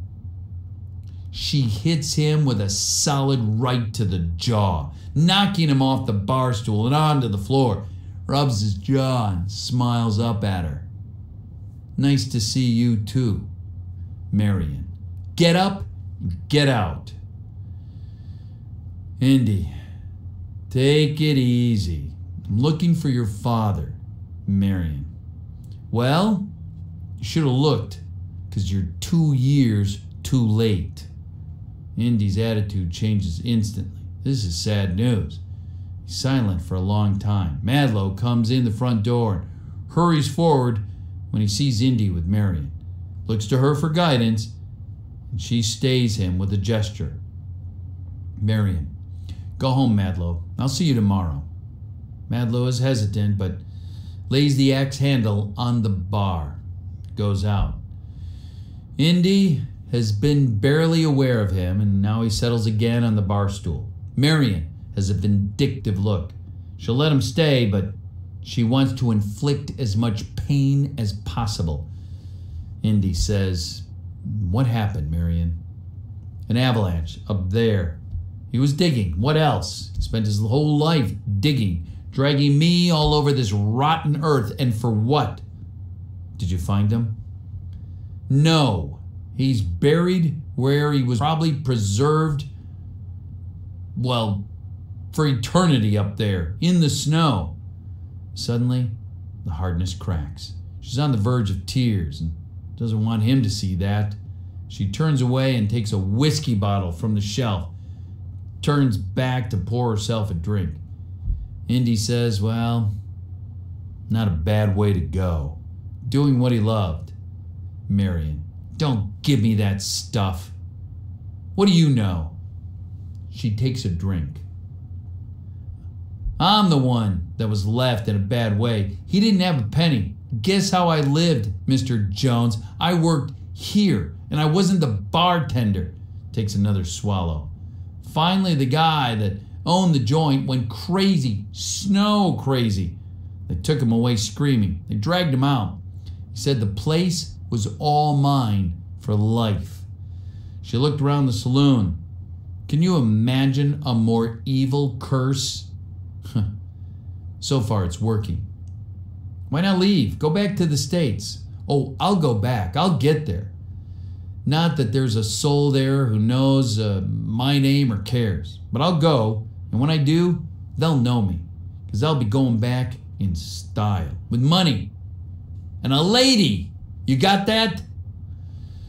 Indy says, "Well, where are you going to get it? If I knew that, you think I'd still be here running this dive?" Indy looks at her, thinking. Under his gaze, she blushes. For reasons only she understands. She looks into her glass, and for a moment, she softens. She says, "I'll tell you something, Indy. I learned to hate you in the last 10 years, but somehow, no matter how much I hated you, I always knew that someday you'd come through that door. I never doubted it. Something made it inevitable. Why are you here, now, tonight?" It takes Indy a long time to answer. "I need one of the pieces your father collected." Marion's eyes go icy. She swings at him again with her right, but this time He catches her wrist, and he stops her left, which she brought up to slap him. "You son of a bitch," she says. "You know what you did to me, to my life? This is all your handiwork. I never meant to hurt you. I was a child." "You knew what you were doing, Marion." "I was in love." "I guess that depends on your definition." "It was wrong, and you knew it." Indy releases her arms. "Look, I did what I did. I don't expect you to be happy about it, and I'm not proud of it. But maybe we can do each other some good now." "Why start now?" "Shut up and listen for a second. I want that piece your father had. I've got money." Now that stops her. "How much?" "Enough to get you back to the States." "Where are his things?" "Gone. I sold them all. It was all junk. The junk he wasted his life on." "Everything?" Marion nods. "That's too bad." Indy feels tired, defeated, and Marion is pleased. "Oh, you look disappointed. I like that. How does that feel?" Indy has to smile at her glee. Nods at his empty glass. "So, what are you drinking?" "Seltzer." Refilling his glass. "Real man's drink. Me, I like scotch. I like bourbon. I like vodka. And gin. I'm not much for brandy. I'm off that." She pours herself another as Indy watches, amused. "So, you're a tough broad now, aren't you?" "It's no act, pal. This ain't Hoboken." "I can only say, I'm sorry so many times, Marion." Marion looks at him thoughtfully, takes a drink. "You really have money? You don't look rich." "I might be able to locate some of his things. I know who's got them. So what do you want?" "Bronze piece about this size, in the shape of the sun, probably broken off at the bottom, has a little hole in it, off center. Does that sound familiar?" Marion thinks and nods slowly. "Do you know where it is?" "Maybe." "How much?" 3,000 American. Marion. "Now get me back, but not in style. His doodad must be pretty important." "Maybe." Huge smile lights up Marion's face. "I knew it would happen eventually. I knew it. Something had to go my way." She pours herself another drink. "I've got to think this out. I'm used to bargaining with yaks." Indy. "Okay, 5,000. That's all I can give you now. And I can give you more when you land in the States." "Your word, huh?" Indy nods. "Just like you said you'd be back last time. That was your word too." "I'm back, aren't I?" Marion sneers and they smile together. Indy says, "You can trust me." She smiles and says, "Come back tomorrow." Indy. "Why?" "Because I said so. That's why. And it's about time I called the shots in this relationship." Indy nods, gets up to go. "Hey, Jones, wait a minute. Leave the 5,000 here." Indy hesitates. "You want trust? Give me some. I want to smell your money." Indy thinks about it for a moment and then reaches inside his shirt and pulls out cash from his money belt.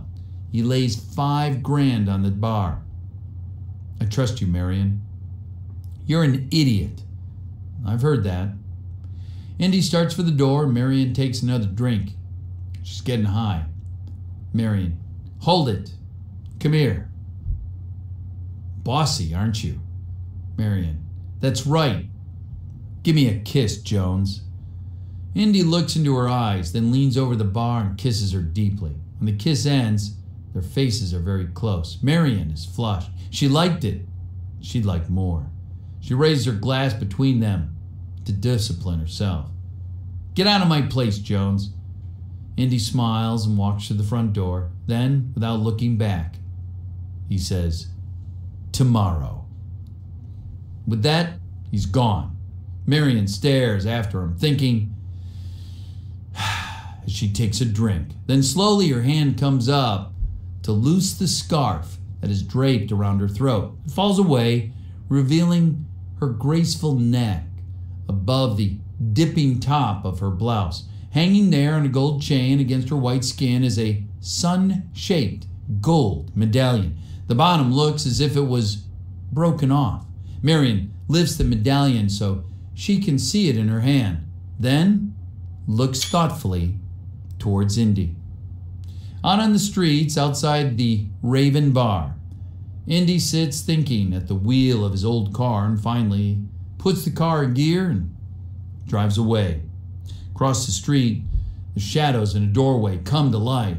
A dark form steps out to look at Indy's departing car.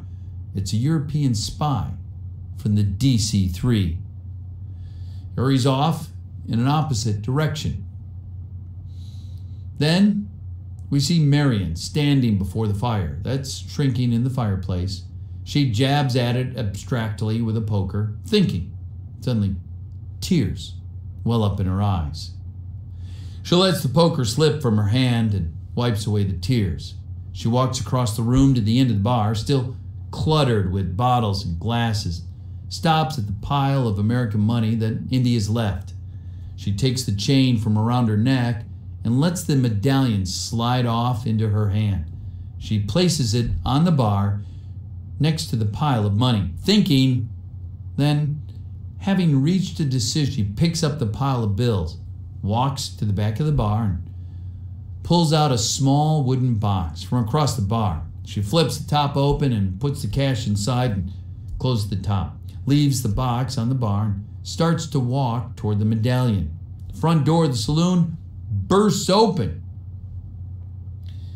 With that, 4 bad men come in. Marion, halfway between the valuable possessions and not wishing to draw attention to either, so she stops where she is. The 4 bad men who advance are 1, an obvious leader, a short, vile, sadistic German wearing spectacles by the name of Belzig, a trench-coated second Nazi, the third, a ratty-looking Nepalese, and the fourth, a mean Mongolian. The second a Nazi, and the the fourth is a mean Mongolian. The Nazi and the Mongolian are both carrying submachine guns. Leader, Belzig. Good evening, Fräulein, Marion says. The bar's closed, Mac. He responds with, we are not thirsty. The Mongolian and the Nepalese poke around, checking to make sure there's no one else there. Down at the end of the bar, the medallion lies partially hidden by the surrounding glasses and bottles. The Nazi stops very near it, but turns his back to it to face Belzig and Marion. So Marion says, what do you want, Mac? Belzig says, the same thing your friends, Dr. Jones, wanted. Surely, he told you, there would be other interested parties. Marion shakes her head. He goes on. The man is inferious. I hope for your sake he has not acquired it. Marion says, why? Are you willing to offer more? Oh, almost certainly, Fräulein. Do you still have it? No, but I think I know where it is. Belzig's smile fades at this news. He's not a patient sort. Marion is chilled by the look. She turns and moves to the shelf of bottles behind her, reaching high for one, very near the large stuffed raven. Her hand lingers there for a moment, and we see from an angle behind the stuffed raven that the left wing spread hides a Beretta automatic pistol. Marion's hand is very near with it, but withdraws with only a whiskey bottle as the Mongolian walks toward her behind the bar. Marion opens the bottle before Belzig, who watches her intently. Hey, how about a drink for you and your men? The Nazi lights up at this suggestion. Belzig gives him a withering look. We will stick to the business at hand, Fräulein. Ah, fine. Why don't you just come back tomorrow when Jones is here and we'll have an auction? Belzig gives her a cold look and then turns and walks towards the fireplace. As soon as his back is turned, the Nazi grabs the nearest whiskey bottle, takes a quick pull.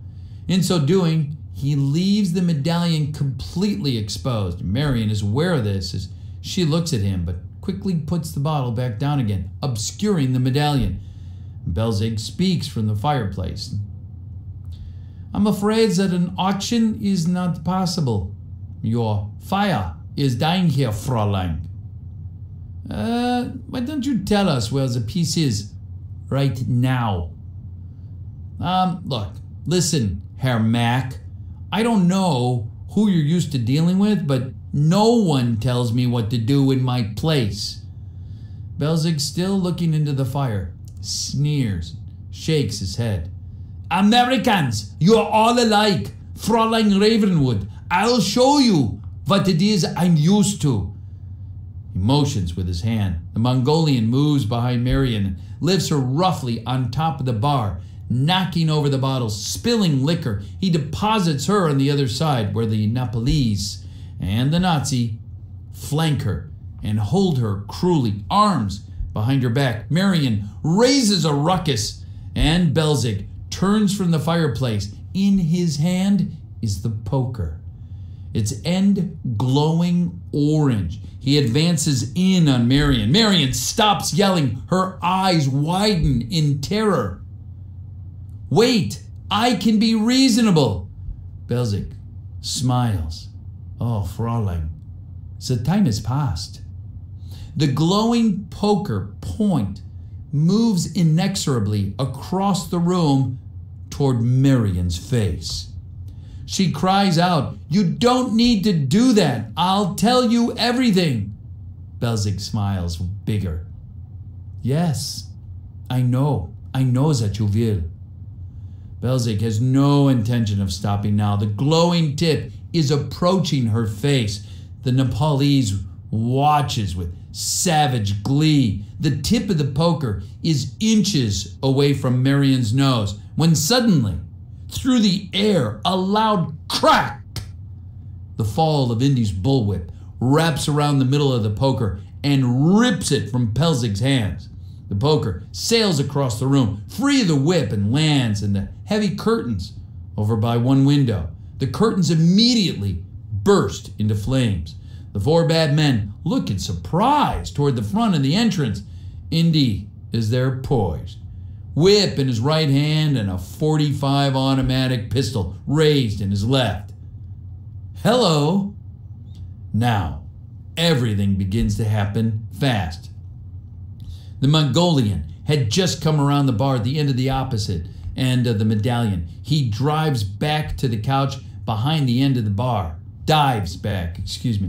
Raising his submachine gun, Belzig and the second German dive behind the tables near the bar. The Nepalese is slower to leave Marion. He draws a Luger. Indy's .45 barks out and the Nepalese spinning against the bar. Indy fires in the direction of the Mongolian.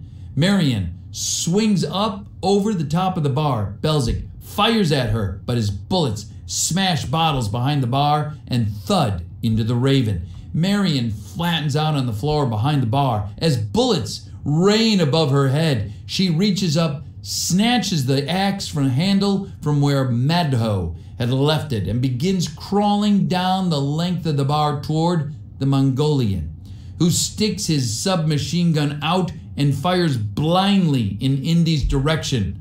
Indy, who is crouched behind a table, trying to get a shot at someone, he doesn't notice in the din and in the confusion that the door bursts open, and there stands an incredible, fierce, giant Sherpa, almost 7 feet tall, soars in and tackles Indy from behind.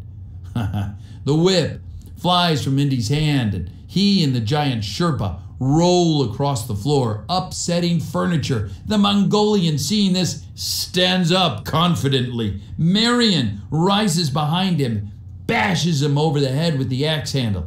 Down he goes and out. Fire has completely engulfed the curtains and is working its way across the ceiling on a decorative yak skin bunting. A burning fragment drops to the top of the bar, which immediately lights up, fueled by spilled alcohol.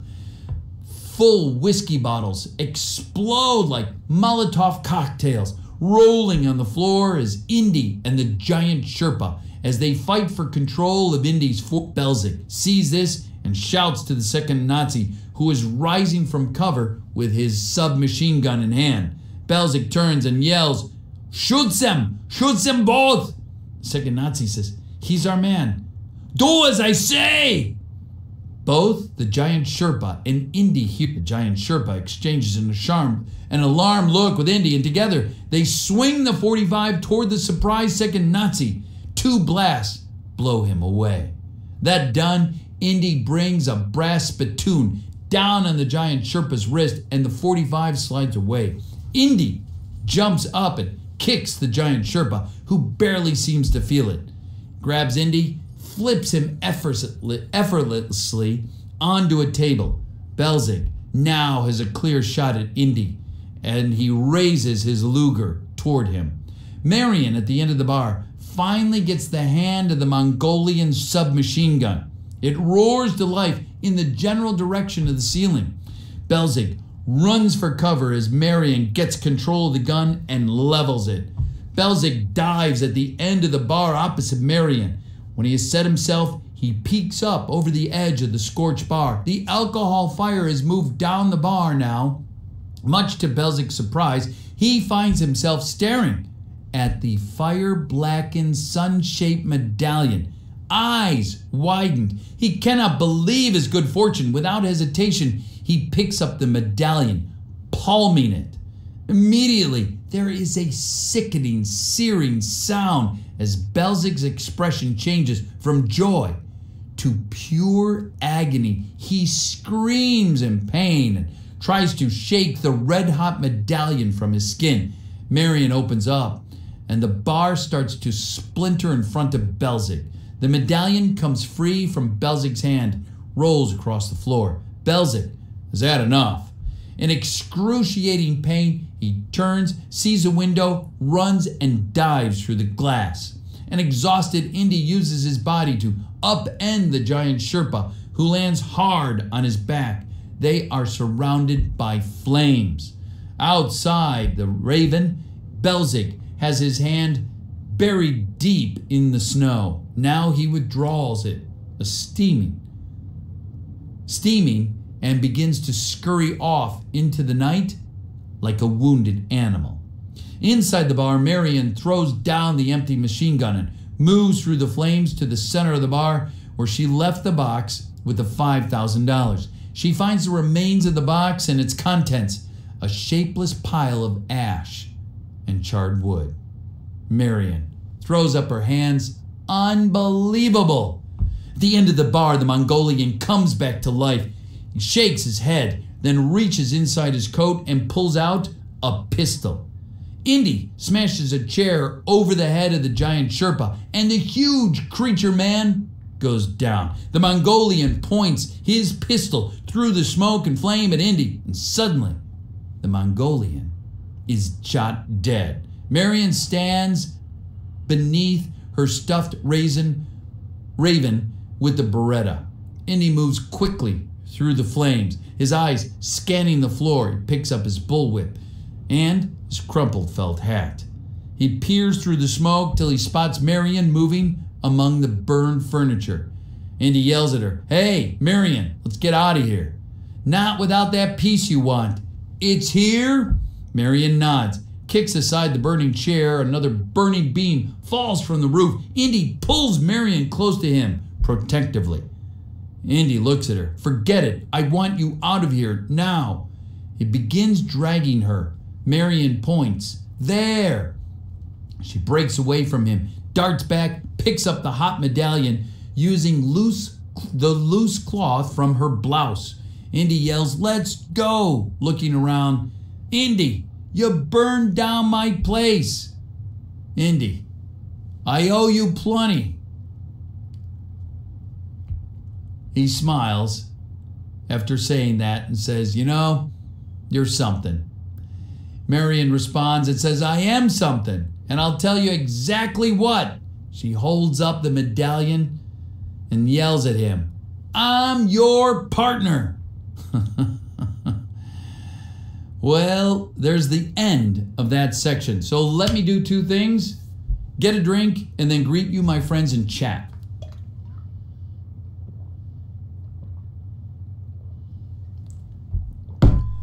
Whew. All right. For those of you just getting here, let me just do a quick shout out to all of you and then I'll give you my update. El Taurus, greetings back to you in Poland, my friend. Thanks for being here. Hello. And thanks to all of you and your warm wishes to those of you who have graciously donated. Thank you very much. You're not too late, Muka. I don't think you are. Tree Leaf, thank you very much. You're shaking. I'm shaking. We're all shaking. I'm glad you're here. It's 11. Well, here in the U.S., the East Coast, it's 6:30. I can see the movie as you're saying it. Thank you very much. It's very kind of you to say. One of my favorite movies. Thank you very much, Hunter, for supporting him as well. Yeah, it's what I call my chug jug. Indiana Pete. Wouldn't that be great to be that guy? You're not even that far into the script. No, I got to tell you, it's a long script. Happy to notice you, Double A 125. Hip Hop, glad you're here. Hi, back at you. Pete, your hero, thank you very much. Snake, Sean, Forrest, Hopping, Daddy, Daniel, Simple, Romaine, JCCDS, Kadak, CM, Abel, Chuck, Quarange, La Sexy Fiche Horse. Loving back to you. What story is it? It's Raiders of the Lost Ark. Random guy, thank you very much. Love you back. No homo. Where are we at in the story? Just kind of in the beginning third, Matthew. Chase, thank you. Banana Man, thank you. I didn't know there was a book version of this. You're doing a very good narration. JW Tunes, thank you very much. I'm honored. I am. Moving on, a few more. Hey, hi. Doing great. How are you? Your vocal cords are okay. They are. I feel I'm getting thin, but they're okay. Favorite, thanks so much. Doggy. Gamer Boy, thank you. Wow, you guys are going quick on me. Hello from the East Coast. Back over to you. Midwest, Skyland. Thank you very much. Hover. Hey, sup? Hyra, CS. I don't know how to say this. Thanks for reading this. Really interesting. Colton, I'll go with Colton. Delmaro. That's funny. Donald, what up from North Florida, here in Central Florida? Back at you. Love you too. Absolutely nothing. Thank you very much. Love out to you, Mr. CM in Germany. I'd love to have a million, Abel, but tonight I really want to focus. I hope so too, DCG Cloudy. So that'll bring me over to my whole point and purpose tonight. Start at about 2 hours ago. When I got the notice this morning that PewDiePie was under 1,000, I said, that's it. Let's pull the fire alarm. Let's rally this team together. So far, we've done that. We've begun to rally the team together, not just locally, but around the world. I am so proud, honored, humbled. This is great. Thank you for joining me together in this great cause for our friend PewDiePie, Felix. So we started, and since then, when I got on my live stream, we were at 13,000. I'm proud to say, as I look at the counter, we're about to cross 22,000 new subscribers to PewDiePie. Can I have a golf clap? Golf clap. All out to you, Felix. So that's not Pete doing anything. That's you and I together doing something. So my encouragement, my challenge to each and every one of you is to do this. Go ahead and first and foremost, let's use our social media for the good of Felix. Here's how we're going to do it. What I'd like you to do is live stream on all your social media. Use your Twitter, your Instagram, your Facebook, your YouTube. If you want to restream this stream, do it. I ain't going to copy strike you. Do it. And 22,003. Whew! We're up almost 10,000 since we started this live event together. I'm excited. You and I are making a difference. So the point is, first and foremost, use all your social media. Get it out there. For those of you who graciously extended a donation to me, thank you, thank you, thank you. I really do greatly appreciate it. My son appreciates it. So this is good, but if you have a few extra dollars, for those of you who can afford it, throw it, invest in promoting your social media. So whatever it is you're using to get the word out there tonight, today, tell Facebook, tell Twitter, Instagram to promote it so it gets out beyond your friends and family. Get it out there further. Get it out in the hands of people that go, PewDiePie, I'm not really familiar with him. Tell me a little bit more. You can do it. You can make that difference. Little promotion there does go a long way, especially if all of us do it. So use your Facebook, your Instagram, Twitter, whatever it is, YouTube. Use my stream. If you just throw it up on there, great, do it. Now here's the second thing. Our friend Felix does a lot of work, and all too often PewDiePie gets a copy strike. What does that mean? It means he gets $0 for what it is he and his team has done. He doesn't have but I think 2 people working for him, Brad 1, Brad 2. So he gets $0. I'm going to encourage you guys to do this. Go ahead, at no cost to you, this is how easy it is. No cost to you, open up 10, 25, 50 windows. Go to his YouTube channel and just start running his videos and let those things loop. Well, what's that going to do? It's going to give him a few pennies. But since all of us are doing this, it's going to, by tomorrow, if you let it run all night, it's going to put some real dollars in his pocket. So you know what? Let's help the guy out for all the times he's gotten copy striked and he really shouldn't. All right? Let's do this guy a favor. I know for a fact he is, without a doubt, one of the hardest working YouTubers on the planet. Really, seriously. You would be shocked at how many hours he works every week, day in, day out. Produces brand new content 6 days a week. I'm telling you, the man's a machine. So we're helping him out today 2 ways. First, you're helping him out by getting the word out for more to subscribe to him. Okay? Use your live social media. Second, you're going to open up 10, 25, 50 windows and just loop his videos. I know it works. I know it's not a violation of YouTube's policies because some friends, subscribers did this to me and it helped me. I'm like, wow, where did this come from? A few of them got back to me and said, hey, here's what we've been doing. We've just been running it for days. I'm like, really? And it worked. So thank you if you were one of them. Pete, can you check my Discord? Send me a Discord. Thank you very much, Bagel Boy. If you did, I'll check it after we're done here. So it worked for me. I'm encouraging you. Let's do Felix a favor. Let's help PewDiePie by giving him a few bucks. It doesn't even cost you and I anything. How easy is that? But first and foremost, get it out there. Let's get him to 100 million. We can do this together. We can't do it alone. We can do it together. Together, we're making a difference on the internet. Together, we're standing up to big corporate, faceless, soulless entities around the world. And we're saying, no, we have control, not you. And this is how we're doing it, together. All right, that said, thank you very much. For those of you staying with me, go ahead and share exactly what we're doing, why we're doing it tonight. I'm going to go ahead and continue. Aria, thank you very much. Pete for President, if you haven't seen that video, it's a fun one. Actually, it's my most favorite out of all the ones I've done. So go ahead and see it. Yay. So I'm going to go ahead and take another drink, and we're going to continue on with the script. I'll probably call it after this next section and probably end the live event. Just letting you know. Probably 7:15-ish. My time. So about 30 more minutes. 20, 30 more minutes.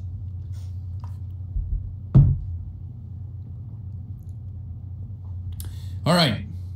Thank you all very much. Thanks for those of you who are kind of like moderating, helping out in the chat. Really appreciate it. Back to Raiders of the Lost Ark. I wish I could play the music, but we know what would happen. Copy strike. All right, here we go. Cairo. First, we see the sprawl, the soaring minuets, the ancient skyline. Then, we're closer, in a narrow, exotic street teeming with life. Fierce-looking men in tattered clothing, black-gowned women with veiled, ragged faces, barefoot children, all running around amidst chaos. Now, in one particular dining room, in Selah's house, which is located in Old Cairo, Indy and Marion have been welcomed like a family into the crowded home of Selah, his wife, Feya, and their nine children. Feya, a huge, imposing woman, appears, and at first glance, she looks like to be the power in the home. Selah, a small, cheerful, energetic fellow in his 40s, defers to his wife in all matters of little importance. Suddenly, the general liveliness at the children's table escalates into pandemonium, attracting the attention of the adults. The mother turns and says, "Silence!" Suddenly, there is silence. "Why did you forget yourselves?" The gaggle of grinning offsprings begin to reveal in their midst a monkey. It's munching some flat Arab bread. Feya says, "What is this? Who brought this animal in?" All the children chatter their innocence at once. The monkey chatters too. It's an entertainer. The monkey jumps from the children's table to the adults and struts slowly up to Marion, who thinks it's the cutest thing she's ever seen. When it reaches her, it takes off its turban and does a deep bow, a grand bow to her. And, well, she's delighted, takes the monkey into her arms, and the monkey kisses her cheek. The children laugh. Marion says, "Well, thank you. I like you too." Feya says, "Well, then it shall be welcome in our home." Marion, "Oh no, you don't have to have it around if you don't want it." Selah cheerfully, "All of Allah's creatures are welcome. You please us by letting us please you." Outside in the courtyard of Selah's house, Indy and Selah sit in a small protected courtyard. Selah holds two sections of the headpiece, the medallion and the base, and has for the first time fitted them together. They fit perfectly and complete the headpiece. He peruses the markings on the headpiece quizzically. Indy is cleaning and loading the .45 automatic. Indy goes on to say, "I know the Germans would hire you, Selah. They couldn't have an excavation in the desert without the best digger in Egypt." Selah, "All Arabs look alike to them, Indy." "Tell me about the map room at Tanis." We found it 3 days ago. I broke through myself. Those Nazis are moving awfully fast, aren't they?" Selah, "The Frenchman is helping them." Indy reacts, "Belloc. So he got away from the Indians. This is going to be more interesting than I thought." Selah, I'm afraid that this has put the Germans close to finding the Well of Souls." Indy indicates the headpiece. "Even Belloc won't be able to find it without this." "Can you make anything of those markings? They're nothing I'm familiar with." Shakes his head, "No. No, but I know someone who might. You can go see him tomorrow," with a worried expression. "But Indy, something bothers me." "What is it, my friend?" Selah finds it hard to say, and when he finally speaks, his words are accompanied by strange, eerie, foreboding rush of wind through the courtyard. Just a coincidence? Maybe. "Selah, it is the Ark. If it is there, at Tanis, It is not something man was meant to disturb.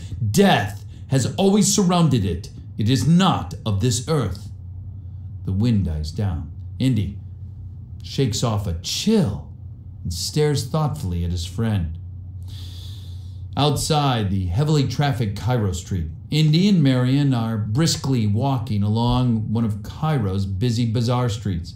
Vendors with fine cloth and pottery and baskets and jewelry line the street. Marion has the monkey from Salah's house on her shoulder. Indy: Marion, do we really need that monkey? Indy, I'm surprised at you, talking that way about our baby. He's got your looks, you know. Indy: yeah, and your brains. As Indy and Marion turn the corner, the monkey seems to notice something and immediately jumps from Marion's shoulder and hurries off at a frantic pace down the street. Marion looks disappointed. Hey, where are you going? Indy: dragging Mary along. He'll be okay. Come on. Outside, in another Cairo street, the monkey seen rushing up round the corner jumps into the waiting arms of the monkey man, who appeared to be like a beggar with a dirty turban and a eye patch. The monkey man immediately hurries down the street and passes into a building. In the building are two German agents. The monkey man and the monkey both give Heil Hitler salutes and engage in conversation. The monkey man quickly leaves two German agents and gets back into the street, where he is obviously shadowing Indy and Marion. Indy and Marion are just now passing by, and the monkey man ducks back behind some baskets. Down the street, in another Cairo street, Indy and Marion are passing under a balcony where a lone German agent stands watch. After they pass, the agent nods to some bad Arabs who are hiding in the shadows of the street. In a moment, Indy and Marion pass by the break. The monkey man turns and looks up the roof further down the alley. He waves with his hand. Someone up there waves back. Down the street at a small bazaar, Indy and Marion have reached the tiny square and made even more cramped by its use as small bazaar. They have started working their way through the crowd when several bad Arabs and a German agent begin to converge on them. Indy immediately sees what's happening, pulls the bullwhip from his jacket. The first bad Arab tries to reach them, and he gets hit in the mouth with a handful of whip. Now all chaos begins to break out with the bad Arabs, the innocent shoppers, baskets full of fruit and table goods, flying every which way in the constricted space. Indy yells out to Marion, "Run! Get out of here!" Indy catches a dagger-wielding bad Arab around the leg with a whip and flips him. Marion is reluctant to leave Indy. Indy yells at her again, "Go! Go, I tell you! Run!" Marion finally runs off between two buildings. A bad Arab takes off after her. The monkey man, now standing at the edge of the square, points to Marion. The monkey jumps off his shoulder and follows Marion. Down the street between two buildings, Marion runs along the narrow space and soon encounters a 5-foot wall. She flops over it. The bad Arab is right on her heels. He reaches the wall and vaults over it. And on the other side of the wall, the bad Arab lands in a crouch, looks ahead, but doesn't see Marion. Immediately, a heavy earthen pot smashes over his head, putting him out. Marion steps out from an alcove and starts to run toward the street at the other end of the walkway. Suddenly, another bad Arab and a new German agent appear in the street at that end. Before they can spot her, Marion retreats into the alcove once again. There's a huge rattan basket sitting there. Marion climbs in and closes the top above her. The only witness was the monkey, who is now perched on the 5-foot wall. Back in the small bazaar, chaos. An entire booth of pots and pans collapse on bad Arab and the German agent as Indy whips away at a support. Back over between the two buildings, the chattering monkey leads the German agent and two bad Arabs over to Marion's hiding place, gesturing maniacally. Back at the bazaar, Indy ducks under the swinging blade of a huge Arabian sword, kicks the bad Arabian swordsman in the groin. Back out on the side street, the German agent leads the way as the two bad Arabs carry a huge basket above their head. The basket top has been fastened closed, but Marion is making quite the fuss inside. As the place where the street cuts across the far side of the bazaar, Marion is able to wedge the top open 1 inch and screams, "Indy! Indy!" Back at the small bazaar, Indy has heard her. He looks across the square as the basket and its escorts disappear in a building beyond. One last Arab rises before him. Indy's whip flashes and the bad Arab's robe falls down to his ankles. Indy frantically pushes his way through the panicked mass of humanity in the direction of where the basket has gone. Outside in the foot chase, the bad guys move the basket as fast as they can through the streets, alleys, and passageways thick with people. Indy always seems to get around the corner just in time to catch a glimpse of the basket before it disappears around a new corner. Indy must fight a flow of humanity as powerful as an ocean riptide. Finally, at the head of one particular crowded alleyway, Indy leaps up onto the wall for a clearer view. Whatever he sees gives him an idea, and he cuts between two buildings rather than following the basket. There is a deserted alleyway. The two bad Arabs come running around the alley with the basket between them. And suddenly, Indy's whip flashes out, sending both the Arabs and the basket tumbling. Indy steps into view. With his .45 trained on the sprawled Arabs, he looks into the basket. The tops come off and the contents have clattered onto the cobblestone, and inside is no Marion, but a load of contraband, pistols, rifles, and ammo. Indy is advancing on the trembling bad Arabs with an ugly look when suddenly he hears Marion screaming around the corner. He runs to the deserted square. Indy rounds the corner and is immediately driven back by machine gun fire. Taking cover, he gets quick and intermittent glimpses of the scene. At the far end of the large deserted square is a canvas-covered trunk. Two bad Arabs are hurrying toward it with a large rattan basket between them. Marion screaming inside. A German agent is covering the retreat with a machine gun from the cab of the truck. Indy runs to see the rattan basket being heaved into the back of the truck. There at the back of the truck, what Indy cannot see is that the basket lands among an ominous load of German munitions, dynamite, and firearms. The truck immediately peels out. The German agent has stopped firing in order to drive. He floors it, aiming for a street at the corner of the square. Indy uses the lull to take careful aim at the German agent's profile and fires off 3 careful shots. The German agent is hit, blasted dead against the steering wheel. The speeding truck swerves and hits a wall, rolls over, and explodes in an enormous multi-leveled eruption as its contents ignite. Several surrounding buildings are leveled. Indy, blown back across the square, looks on, astonished and horror-stricken. Indy simply looks, dazed, and says, "Marion." There, in an Arab bar that night, a dark, smoke-filled den of iniquity, the patrons, almost all fearsome Arabs, sit in a small, shadowy group around the room. Indy stands at the bar, finishing off a 5th of bourbon. He's drunk. The Arab bartender places a new bottle of expensive bourbon in front of him. Indy eyes it rather oddly.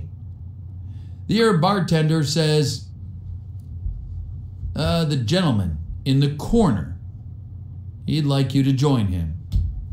Indy doesn't even look, just simply says, "Too bad. I'm drinking alone." The Arab bartender does a take, looking at the three tough German henchmen who've surrounded Indy from out of the smoke, their hands stuffed in a bulging trench coat pocket. Indy notices them now with a blurry glance. He decides he's in no shape to kill or be killed, moves with them across the room, taking his bottle with him. The Arab patrons take this in and mind their own business for the moment. The occupant of the smoke-shrouded corner table becomes visible only as Indy reaches there. It is Emil Belach. He's drinking wine. Belach. Good evening. Good evening, Dr. Jones. I ought to kill you right now. It was not I who brought the girl into this dirty business. Indy knows it's true, and that's what's tearing him up. Sit down, please, before you fall down. Now we can behave as civilized citizens. I'm afraid it will be your last opportunity. Indy sits, glancing at the German henchmen who settle nearby, just out of earshot. Not a very private place for a murder, Belach, looking around. These Arabs, they'll not interfere in the white man's business. They do not care if we kill each other off. Takes a sip of wine. Terribly difficult finding decent vintage here. You were quite vigorous in Shanghai. Unfortunately, our friend, the wild boar, has taken the precaution of making several copies of the piece. Indy registers this as he takes a drink.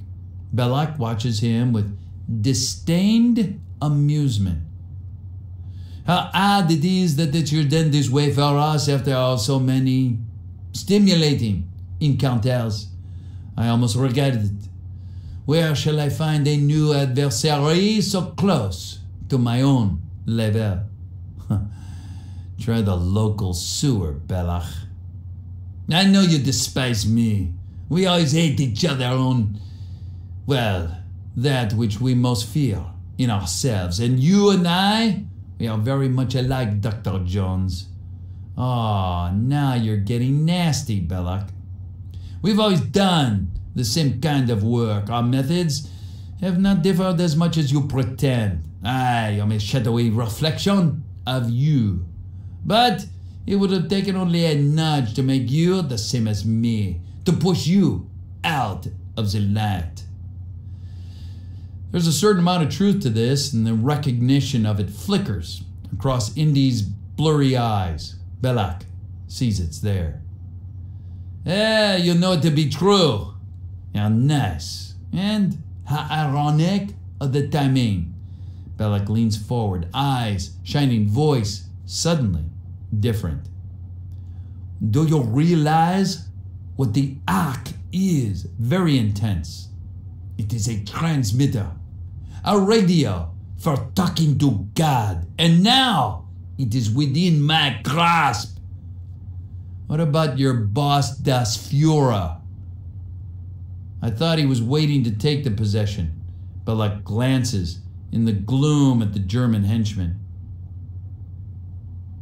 When the time is right, when I am finished with it. Well, I hope your friends are patient. It's dangerous work, Belach. Yes, very. And you may consider yourself fortunate that your involvement concludes here tonight, Dr. Jones. Tell me, how did you get away with the idol? Belach. I was lucky to get away with my life. The Javitos proved quite narrow-minded about the whole matter. Indy takes a drink and smiles. You know, if it's God you want to talk to, I can arrange it. Belach smiles. You have not changed, my friend. But please, Do not reach for your weapon until you are ready to die. The front door of the bar slams open and all 9 of Sela's scamper in over to a surprised Indy. The 2 of the smallest ones hop onto his lap. The littlest one, Uncle Indy, we've been looking for you everywhere. Little daughter, come home now, Uncle. Please, you must hurry. Suddenly, the Arab patrons of the bar take an intense interest in the situation, shifting their weapons. Indy, yes, I'll come now. Indy stands up. The German henchmen are poised. Belloq's eyes are on the Arab patrons and signals for the henchmen to relax. All right, next time, Indiana Jones, it will take more than children to save you. The children usher Indy out. There, in Sela's truck, in the front of the Arab bar, Indy climbs into the cab of Sela's truck and smiling with Sela as the children pile into the back. I thought we would find you here, indicating with the kids. Better than the United States Marines, eh? Thank you. But Marion's dead. Yes, I know. I am sorry. More reason than ever to beat the bastards. He touches Indy. Life goes on. There is proof. Indy looks in the back and nods. It is his wife. And they turn to Indy and they say, I have much to tell you, Indy. All right, now we have another new section. So I will pause here and go ahead and chat with chat, especially if you, friends, have just joined this epic reading of Raiders of the Lost Ark. So a few shout outs. Hey, French accent. Voilà, I never said I can speak French, but sacré bleu. Que sera, sera. Are you a Soviet citizen? No. Best thing I've seen in a while. Well, thank you very much. Now, this is epic. Thank you. God bless you too, Ian Peters. Motorized, thank you. Epic, thank you. Why did... Philip, you're an amazing reader. Thank you very much. Appreciate it. Voiceover Pete fan. Hello, back to you. Rick, bro, back to you. Spoiler alert. That's pretty funny. It's just a chicken. Ripped Adam, Jacob, Connor, CS, Big Oof. Toaster, Fanatic, love you too, no homo. Hey, hi. This is going to take you days. I know at this rate it really will. So funny. Alex, thank you very much. Thank you. About time you got here, Mr. TTV. Toter, thank you. Hello. So far it's going great, Evers. Thank you for asking. I counted 1,600 Bob Ross to chat till I get timed up. That's funny. Hi, you're so good. Thank you very much. Chemicals, Godly You Think. Thank you. Joshua, Joel, Soldier, King Mercs, Meme Lord, Fun is Infinite. That's funny. Robbie C, Raiders of the Yep. Okay. Hey, welcome, Mr. Squishy Joshi. So for those just joining, what I wanted to do today is I got up and I looked at the sub count. I saw that Pewds was under 1,000. I was like, you know what? Why is this every weekend? I don't get it. We've got to do something again today. So I wanted to reach out to you, my friends, which I know you're friends of PewDiePie, of Felix. So let's join together and kind of picture, if you will, this great stadium of which we're all a part of. We're all connected all across the world. I continue to read through here and CM says, greetings from Germany. We are connected all around the world. Today, we're kind of poising up on a pedestal, PewDiePie. We're giving him some extra credit by saying, let's stop, pause, and subscribe to PewDiePie. And in so doing, here's what we're doing. 2 things easy to do for Felix, PewDiePie. What we're doing is we're getting on our social media. And we're just getting the word out to all of our friends and our friends of friends and their friends of friends to subscribe to PewDiePie. So here's how you're doing it. Get on your YouTube Live, your Facebook Live, your Instagram Live, your Twitter Live, whatever it is, social media you use, get on there. Restream this stream. I don't care. I'm not going to copy strike you. Hello? So let's get the word out there. For those of you who got a few extra bucks, great, God bless you. Throw it in to your social media to help promote it even further. You'll get about a 30% bump on your reach. If you can do it, great. If you can't, that's fine too. So we're getting it out there through all of our social media. That's first and foremost. The other thing we're doing is we're putting a few dollars in PewDiePie's pocket. How are we doing that? It's so simple. It's so brilliant. And here's how you're doing it. You're going to open up, if you haven't already, 10 windows, 25, 50 windows to PewDiePie's channel. Click on his videos and have them repeat, have them loop, where they just play again and again and again. What does that do? It runs the ads on his videos. It ranks him up in YouTube's algorithm. And so tomorrow, when he wakes up and he looks, he's going to go, whoa. I don't know how to say it in Swedish. Wow, this is great. This is amazing. I got a few extra dollars last night. And that's your way and my way of just saying back to PewDiePie, you know what? Thank you. Here's a tangible way of us saying thank you. Really appreciate you and your hard work and everything you do. Whatever happens with the sub count, thank you. I know this is true because it happened to me. Some friends of mine, some subscribers came to my channel and they went ahead and started running a bunch of tabs, and all of a sudden I came in the next day, I was like, wait a minute. How did that happen?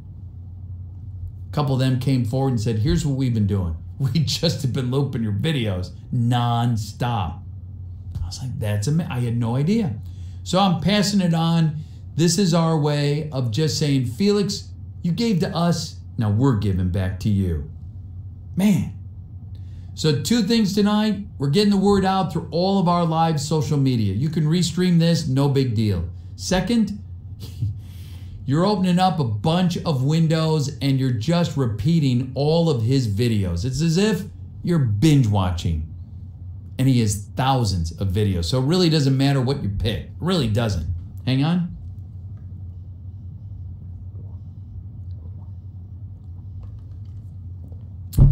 Latan Dab, or however you say your name, I agree with you, he does. But trust me when I say on his behalf, he truly appreciates, he is humbled. I'm telling you, this guy works harder than me, and I know I put in 60, 70 hours a week. I really do. So if he's working that hard and he cranks out productions every day, well, 6 days a week, man, there's few guys that put out that much on their channels. So I applaud him. CM, if your computer can only handle 5, so what? Do it. Do it. And Bonzane and any others who've graciously gifted me tonight, thank you very much. Bonzane says, Pete, if you were hypnotically a character in a video game, what would your powers and abilities be? And by hypnotically, I mean I'm working on it. What would they be if I could have any sort of powers? First and foremost, in a game, I would love the power of healing. Flying's great, you know, being like Doctor Strange and being to go through time, that's great, but being able to touch somebody and really make a difference by changing them, I would love that power. That to me would be quintessential. Pete, can I get a shout out? You bet, Archie. We're winding down now, folks. Love you too, Captain. Thank you very much. Yes, for those of you who saw my voiceover Pete President video for 2020, thank you for all the great things you guys said. That was by far my most favorite video. Over 200 people came out that day just to be a part of it. Sorry I can't watch 188 here. Subbed a few times, but also thank you very much for over and over again, Pete. You bet. Baconator, thank you. Get Suited, thank you, thank you. Maggie, it's good to see you. You were missed, Maggie. Ripped Adam, thank you. I know. This is my Chug Jug. If anybody knows where to buy those, I want to buy like at least 100 so I can go ahead and have Chug Jug printed on them. Can you be moderator, VoiceOver Pete fan? Go to my Discord, which is Discord VoiceOver Pete. Look for a guy named Arby Andy, ARBY-ANDY. He can help you out. Pete can get a shout out. Basil Terry, yes. So, first stream I've ever sat through the whole thing. Miro, thank you very much. I'm going to end. I've been on almost 3 hours, and I really can feel it in my voice getting kind of dry now and hoarse. So I'm going to end it here. I have a full day again tomorrow. And I'm going to end it here, but I will continue another time in this same spot, and we'll have some more fun that day. Hopefully, it won't be for PewDiePie, okay? It'll be for, I want to get a charity lined up and do it for my charity. Yashi, thank you very much. I really appreciate it. Thank you, thank you. Are you actually running for T-Series meme review? Shout out, please. Trickstar, of course. Can you still stream on Twitch? Twitch, yes, I stream 3 times a week, Monday, Wednesday, Friday, 9 p.m. Eastern, all the way to midnight. For those of you who are international friends, that's GMT -5. I told my dad to vote for 2020. He said, who's that? Oh, that's funny. What a great stream. Thank you very much. Dude Draws. Thank you, thank you. Appreciate it. Thank you, everybody, for your warm wishes. Everything can you say? Subscribe to Kyle Katarn on iFunny. Thank you, Joel. Thank you, everybody. Go to bed if it's super late there. Thank you, thank you. And thank you, everybody, for doing this. I'm going to go ahead and repost this tomorrow so you can watch it again in its entirety tomorrow. Or at least let your computer watch it. So, may I say thank you, friends, fans, family members. I'm going to close with the 2 things I want you to focus on as I leave. Your social media live. Add this stream to your Facebook, your Instagram, your Twitter, your YouTube channel. Do it. Get the word out there. Get it out there even further by promoting it. It extends when you promote about 30% more. So that's first and foremost what we're trying to do. When we started today, together, you and I, about 3 hours ago, we were at about 13,000 ahead. Now, as we leave, we're 11,000 up from there. We're at 24,000. You guys, I didn't do it. We did it together. Thank you, thank you. On behalf of Felix, PewDiePie, thank you. So first and foremost, that's what we're doing. For those of you who can, just take a few minutes, open up 5, 10, 25, 50 windows, go to PewDiePie's channel, and just start running those videos by looping them. Repeat. What'll happen is PewDiePie will come in tomorrow. He's going to look and he's going to go, oh my gosh, he got a few extra dollars in his pocket last night. It's your way. It's my way of saying thank you, PewDiePie. This is a tangible way we can just say, at no cost to any of us, thank you. So with that said, that's the whole point and purpose. Bullocks, thank you for being here. You're up pretty late. And thank you, everybody, for being here. So, Crispy, I'll go ahead probably tomorrow and repost this video from live to regular. And if you want, you can go, guys, you can go through it tomorrow or just let your computer. So thanks, everybody. Loved it. You guys are amazing. I can't wait to crank out our next video production, our great lives. Really appreciate every one of you. Join my Discord, join my Twitter, join my Instagram, Patreon. Go to my website, voiceoverpete.com. I think that's everything. All right. Thank you, everybody.